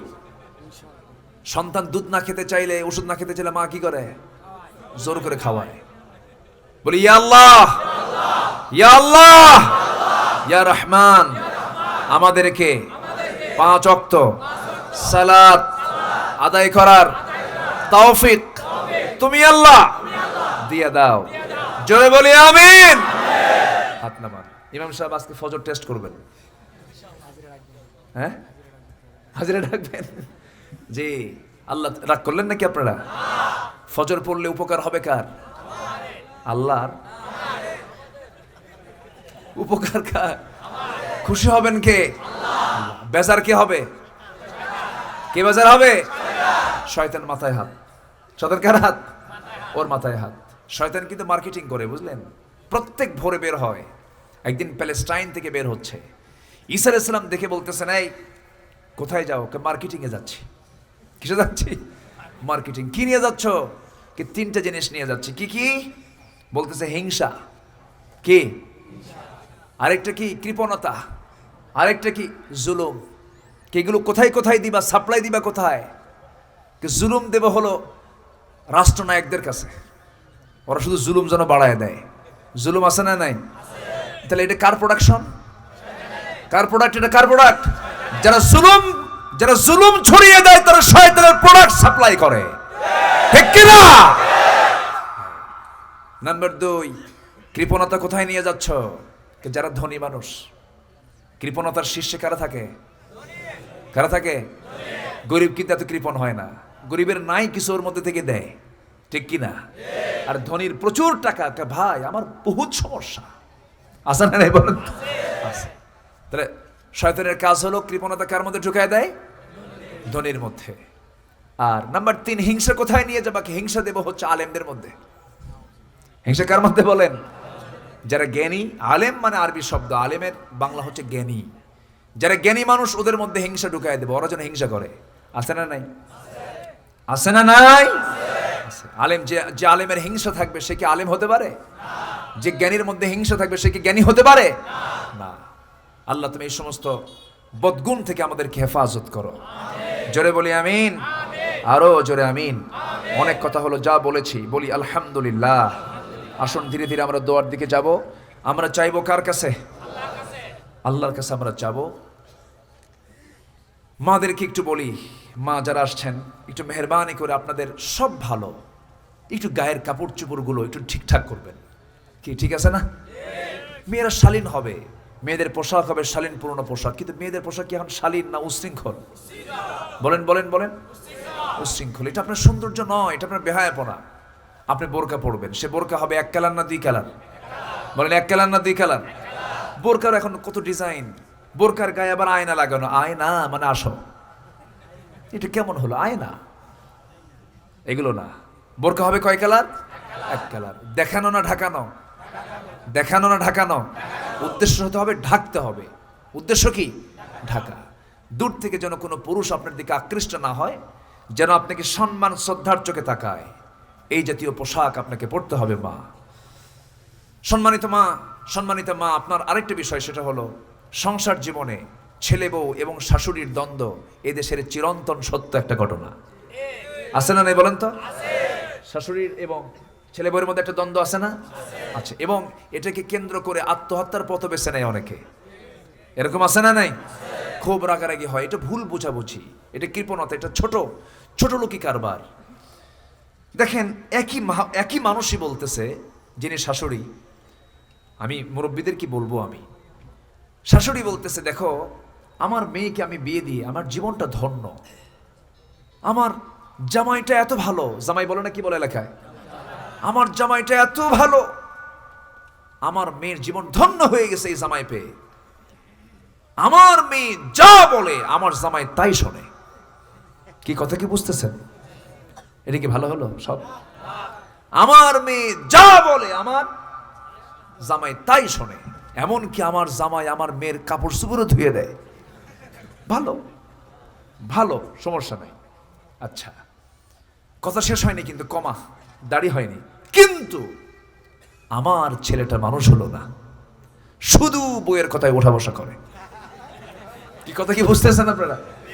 শুধু বইয়ের কথায় ওঠা বসা করে, বউ যা বলে আমার ছেলে তাই শোনে। আচ্ছা, কথা কি একরকম হলো না দুই রকম হলো?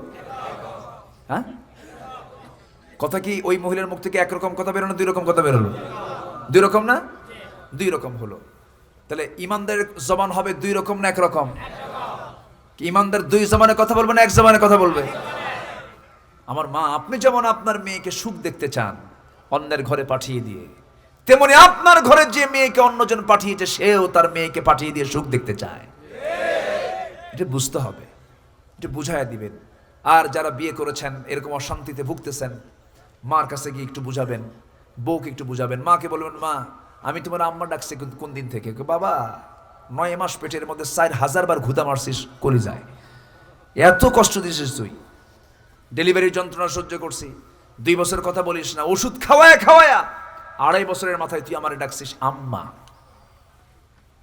মা আচ্ছা, তুমি আমার এই আম্মা ডাকটা শোনার জন্য এত কষ্ট করলো 2.5 বছর, আর আমার বউটা বিয়ের পরের দিনে সেই তোমাকে ডাকে আম্মা, তুমি খুশি হও না কেন? কি কথা বোঝেন না? একটু বুঝাই দিবেন, বুঝাই দিলে বুঝবে। বুঝবে না? বুঝবে না? বুঝবে। আবার বউকে নিয়ে আস্তে করে বসবেন, বসে বলবেন, শোনো আমার মা তো একটাই, ভালো হোক খারাপ হোক যেটাই হোক, মা কয়টা হয়? বলুন, মা কয়টা হয়? একটা। আমার মা জীবনে একটাই পাবো আমি, এই মা যদি হেরে যায় আর তো পাবো না, আমার মা তো একটা, এখন কি করবা বলো? কিন্তু শোনো আমার বউ কিন্তু পাল্টানো যায়। কি কথা কি বুঝতেছেন? কি কথা কি বোঝা গেল? একটু বলে দিলেন, একটু বুঝাইয়া দিলেন, বাস সব ব্যালেন্স হয়ে গেল। বলি আলহামদুলিল্লাহ। কিন্তু রাগারাগি করা যাবে না। আল্লাহ তুমি এলাকার মা বোনদের ভিতরে এই যে একটা দ্বন্দ্ব, ভুল বোঝাবুঝি, আল্লাহ তুমি আল্লাহ দূর করে দাও। জোরে বলি আমিন। আমরা এগুলো কথা কেন বলি জানেন? অসংখ্য প্রশ্ন, অসংখ্য রিপোর্ট আমাদের কানে আসে, এই জন্য আমরা বললাম। কষ্ট পেলেন না তো আপনারা? আল্লাহ তুমি সবাইকে এগুলো আমল করার তৌফিক। আসুন দোয়া করি। আমরা চাইবো কার কাছে? আল্লাহর কাছে। এখানে আমাদের আল ইহসান ইসলামী যুব সংগঠনের যিনি সভাপতি আমার শফিউল আলম ভাই, না, তিনি দোয়া চেয়েছেন। তিনি কি নির্বাচন করবেন নাকি? আচ্ছা, নির্বাচন করবেন। যে কই আমার ভাই কই? মাশাআল্লাহ, গায়ের বডি তো আমার মতোই মোটামুটি, কিছু নাই, কয়েকশো টাকা গোস্ত আছে দেখেন না, তবে যা আছে আসল জিনিসই আছে, অতিরিক্ত কিছু নেই। আলহামদুলিল্লাহ বলেন। অনেকের পেট এরকম সামনে থাকে না, কোলাকুলি হয় না তো হয় পেটাপেটি, তাই না? এদিক থেকে আপনারা মোটামুটি কোলাকুলি করতে পারবেন, আপনার ভিতরে ঢুকে যাবে। যে আমার ভাইজান খুব ভালো, শফিউল আলম ভাই, তিনি দোয়া চেয়েছেন, তো আল্লাহ যেন তার নেক মাকসুদকে কবুল করেন। সেবার মানসিকতা থাকলে আল্লাহ যেন তার সেবার মানসিকতাকে আল্লাহ পাক কবুল করে নেন। যেটা ভালো আপনারা ভালোকে ভালো বলবেন, খারাপকে খারাপ বলবেন। ভালোকে যে ভালো বলতে পারে, মন্দকে যে মন্দ বলতে পারে, সেই হচ্ছে পৃথিবীর সবচেয়ে ভালো মানুষ। বলি আলহামদুলিল্লাহ।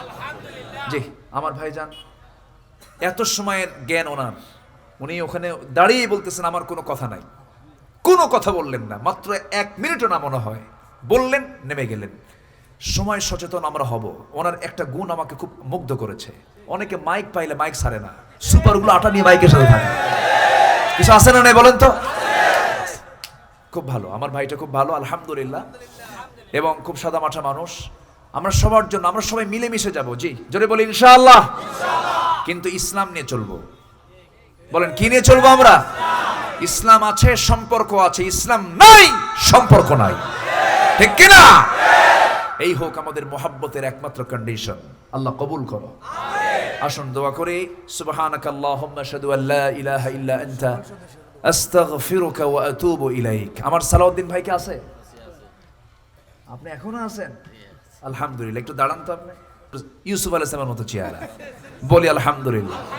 মাথা থেকে পা পর্যন্ত সব সুন্দর, ড্রেসটাও সুন্দর, দেখেন কত সুন্দর ড্রেস। আমরা ভাঙ্গা চুরা ড্রেস পরে আসছি, কত সুন্দর মানুষ, বলি আলহামদুলিল্লাহ। চেহারা মাশাআল্লাহ খুব সুন্দর, বলি আলহামদুলিল্লাহ। আচ্ছা আচ্ছা, আমরা যারা কালো আছি আমরা কি সুন্দর না? হ্যাঁ, আমরাও সুন্দর, বলি আলহামদুলিল্লাহ। পৃথিবীর কেউ অসুন্দর না, সব তার জায়গায় সে সুন্দর। বউকে কখনো কালো বলবেন না, কারো বউ যদি কালো হয়, কালো বললে কি হবে? কাকে নারাজ করা হবে? আল্লাহকে। কে বানাইছে কালো? কে? বউটা কালো, অনেকের মন খারাপ হয়, বিয়ে করে কয় আল্লাহ কি বউ বিয়ে করলাম। সুমনের বউ দেখতে কত সুন্দর, দেখেন নজর চলে গেছে সুমনের বউয়ের দিকে। তো অন্যের বউয়ের দিকে নজর গেলে কি রাজরানী আনলেও কি সে খুশি সুখী হবে? হবে না। অন্যের বউ দেখবেন কেন? নিজের বউ যা জুটেছে, বলি আলহামদুলিল্লাহ, জোরে বলি আলহামদুলিল্লাহ। নিজের চেহারা আল্লাহ যা দিয়েছেন বলতে হবে আলহামদুলিল্লাহ। কখনো মন খারাপ করা যাবে। কালো বেলাল ছিল না? আজকে তো অনেক কথা ছিল, কয়টা একদিনে বলবো? যা বলেছি বলি আলহামদুলিল্লাহ। ওয়াজ তো শুধু আসেই, ফুরায় না তো। ইসলামের কোনো কথার শেষ আছে? অনেক কথা। যাক আলহামদুলিল্লাহ। আল্লাহ আমার সালাউদ্দিন ভাইকে কবুল করো। আগামী 27 জানুয়ারি না, 27 জানুয়ারি বান্দরবনে মাহফিল। বান্দরবন না, ও আজিজনগর ইউনিয়ন। বান্দরবন কোথায়? বান্দরবন অনেক দূরে না? সেই কেরানের হাট দিয়ে আপনার যান কেমন এখান থেকে? মানুষ এই চকরিয়ার পাশে থাকেন আর বান্দরবন নিয়ে থাকেন এদিকে, তাই না? অনেক দূরে না? জি আলহামদুলিল্লাহ। তো আজিজনগরে মাহফিল আছে 27 জানুয়ারি, সেখানে ওয়াজ করিবেন আব্দুল্লাহ আমিন, চিনেন তো? আচ্ছা, সবাই যাবেন ইনশাআল্লাহ। ইনশাআল্লাহ বলেন। জি, আসুন আমরা দোয়া করি। আমরা চাইবো কার কাছে? আল্লাহর কাছে। সবাই নামাজের মতো করে বসি, নামাজের মতো করে তাশাহুদের সূরাতে আমরা বসে যাই। আমার মা বোন যারা আসছেন তাদেরকে নিয়ে আমরা দোয়া করব। আল্লাহ তুমি সবার নেক নিয়তকে কবুল করে নাও। আলী হাসান যুব সংঘকে তুমি আল্লাহ কবুল করো। যুবকরা অনেক মেহনত করেছে, তুমি তাদেরকে কবুল করো। সকল যুবকদের চেতনাকে ইসলামমুখী করে দাও, জোরে বলি আমিন। জি, এরপরে এই মাহফিলটার পারমিশনের ব্যাপারে একদম শুরু থেকে নিয়ে শেষ পর্যন্ত যারা সহযোগিতার হস্ত প্রসার করেছেন, আল্লাহ তুমি তাদের সকল কাজকে সহজ করে দাও, জোরে বলি আমিন। আর কোনো কিছু আছে কি? কোনো কিছু বলার, কোনো ঘোষণা? জি আলহামদুলিল্লাহ। তো আপনি দোয়া করে দেন, করেন আপনি। এই না কিসের? কোন থেকে না কে কইল? আপনি ইমাম মানেন না? উনি তো সভাপতি। উনি কি সভাপতি? উনি বলবেন হ্যাঁ, উনি বলবেন না। আপনি ওনাকে সভাপতি বানাই দিয়া মানে পাওয়ার ছাড়া সভাপতি না? জি আলহামদুলিল্লাহ। তো আমি দোয়া করবো? আচ্ছা, উনি বললেন আমাকে দোয়া করার জন্য। আসুন আমরা আল্লাহর কাছে চাই, আল্লাহর কাছে দোয়া করি, আল্লাহ যেন সকলের গুনাহগুলোকে মাফ করে দেন। আমি দোয়া চাচ্ছি, সবাইকে আমার জন্য দোয়া করবেন। আজকের মাহফিলে যদিও লোক খুব বেশি না, আবার খুব কমও না, কিন্তু আজকে মাহফিল আলোচনা করে মনে হলো কি জানেন? আমি যেন খুব আপনজনদের সঙ্গে কথা বললাম, বলি আলহামদুলিল্লাহ। মনে হলো না যে আজকে আমি দূরের কোনো মানুষকে নিয়ে কথা বলেছি, মনে হচ্ছে যেন আমি ঘরের ভিতরে আপনজনদের সদস্যদের নিয়ে আমি কথা বলেছি। আলহামদুলিল্লাহ। আপনারা কষ্ট পাননি তো? জি, আসুন আমরা আল্লাহর কাছে চাই, আল্লাহর কাছে প্রার্থনা করি। আল্লাহুম্মা আমিন। রব্বানা যালামনা আনফুসানা ওয়া ইল্লাম তাগফির লানা ওয়া তারহামনা লানাকুনান্না মিনাল খাসিরিন। রব্বানা লা তুযিগ কুলুবানা বা'দা ইয হাদাইতানা ওয়া হাব লানা মিন লাদুনকা রাহমাতান ইন্নাকা আনতাল ওয়াহ্হাব। গভীর রাত, নিঝুম রাত, ঝিমানো রাত্রিতে চাঁদের মতো হাজারো মুসলমান নরনারীকে নিয়ে তোমার কালামের সূরা তাহার 3টা আয়াতকে সামনে রেখে জিকিরের তাৎপর্য শীর্ষক কিছু আলোচনা করার চেষ্টা করেছি। গুনার বোঝা মাথায় নিয়ে কাঙ্গাল ফিকিরের মতো দুটো হাত পেতে আছি। আল্লাহ, গুনার দিকে নজর দিও না, বান্দা মনে করে তামাম জীবনের গুনাহগুলোকে মাফ করে দাও। জনম দুঃখিনী মা যারা চলে গেল, জিন্দেগির গুনাহগুলো মাফ করো, কবরগুলোকে জান্নাতের টুকরা বানাইয়া দাও। অনেকে আলোচনা শেষ করে বাড়ি ফিরে যাব রে, বাড়িতে ফিরে গিয়ে সব দেখবো কিন্তু মাকে পাবো না রে। ও আল্লাহ, মার দিকে তাকালে কলেজা ঠান্ডা হয়ে যায়, মার আঁচলের নিচে বসে থাকলে মনে হয় গোটা আকাশ আমাকে কে যেন ছায়া দিয়ে রেখেছে। ও আল্লাহ, সে আব্বা আম্মা যারা চলে গেল, জিন্দেগির গুনাহগুলো মাফ করে দাও, কবরগুলোকে জান্নাতের টুকরা বানায়া দাও। আব্বা আম্মার জন্য তুমি দোয়া শিখিয়ে দিয়েছ। সবাই চক্ষু বন্ধ করুন, হাত একটু উঁচু করে আল্লাহর সেখানে দোয়া পড়ে চিৎকার মেরে মেরে আমার সঙ্গে সবাই চিৎকার দিয়ে ঠোঁট মিলিয়ে মিলিয়ে বলুন, রব্বির হামহুমা কামা রব্বায়ানি সগীরা, রব্বির হামহুমা কামা রব্বায়ানি সগীরা, রব্বির হামহুমা কামা রব্বায়ানি সগীরা।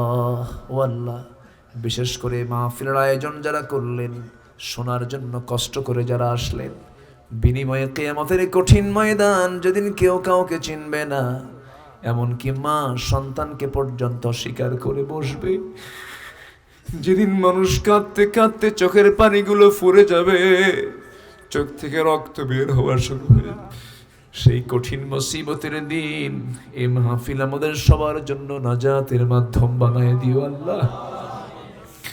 আল্লাহ তাআলা যুব সমাজ মাহফিল না করে নাটক থিয়েটার করতে পারত, তারা জান্নাতের বাগান সাজিয়েছে আল্লাহ, কোরআন শোনানোর ব্যবস্থা করে দিয়েছে আল্লাহ, তুমি তাদের খেদমতকে কবুল করো। এই এলাকার যুবকদেরকে খালিদ বিন ওয়ালিদ, জাফর বিন আবু তালিবের সঙ্গে কবুল আর মঞ্জুর করে নাও। আল্লাহ তাআলা এই গ্রামের সকল বাসিন্দাকে দ্বীনের জন্য কবুল করে নাও। ও আল্লাহ, প্রত্যেকটা ঘরে ঘরে খাদিজা আয়েশা সুমাইয়ার মতো মা পয়দা করে দাও। আমার ডানে, আমার বামে, আমার সামনে, আমার পিছনে কত ভাই হাত তুলেছেন, যার যে প্রার্থনা তুমি আল্লাহ দয়া করে কবুল আর মঞ্জুর করে নাও। যে ঘরে ছেলে নাই ছেলে দাও, যে ঘরে মেয়ে নাই মেয়ে দাও, নিঃসন্তানে মাকে তুমি আল্লাহ সন্তান দিয়ে ভরপুর করে দাও। আল্লাহ তাআলা, তোমার বান্দাগুলোকে কত মনের আকুতি নিয়ে চাচ্ছে, আল্লাহ তাআলা মেহেরবানি করে যার যা আকুতি তুমি আল্লাহ দয়া করে কবুল আর মঞ্জুর করে নাও। আল্লাহ তাআলা, একদিন তো দুনিয়া থেকে বিদায় নিয়ে নেব, ডান হাতে আমলনামা না আসা পর্যন্ত কবরে নিও না। ও আল্লাহ, আমাদের হিসাবকে জটিল করে দিও না। আল্লাহুম্মা হাসিবনি হিসাবান ইয়াসীরা, আল্লাহুম্মা হাসিবনি হিসাবান ইয়াসীরা। আল্লাহ, কত টাকা খরচ করে কতজন তোমার ঘর জিয়ারা করতে যায়, তোমার নবীর কবর জিয়ারা করতে যায়। আমার সঙ্গে অনেকে আমিন আমিন করছেন, অনেকে যেতে পারে নাই, যাওয়ার বড় শখ, মেহেরবানি করে যাওয়ার একটা সহজ ফয়সালা করে দিও। আল্লাহ তাআলা,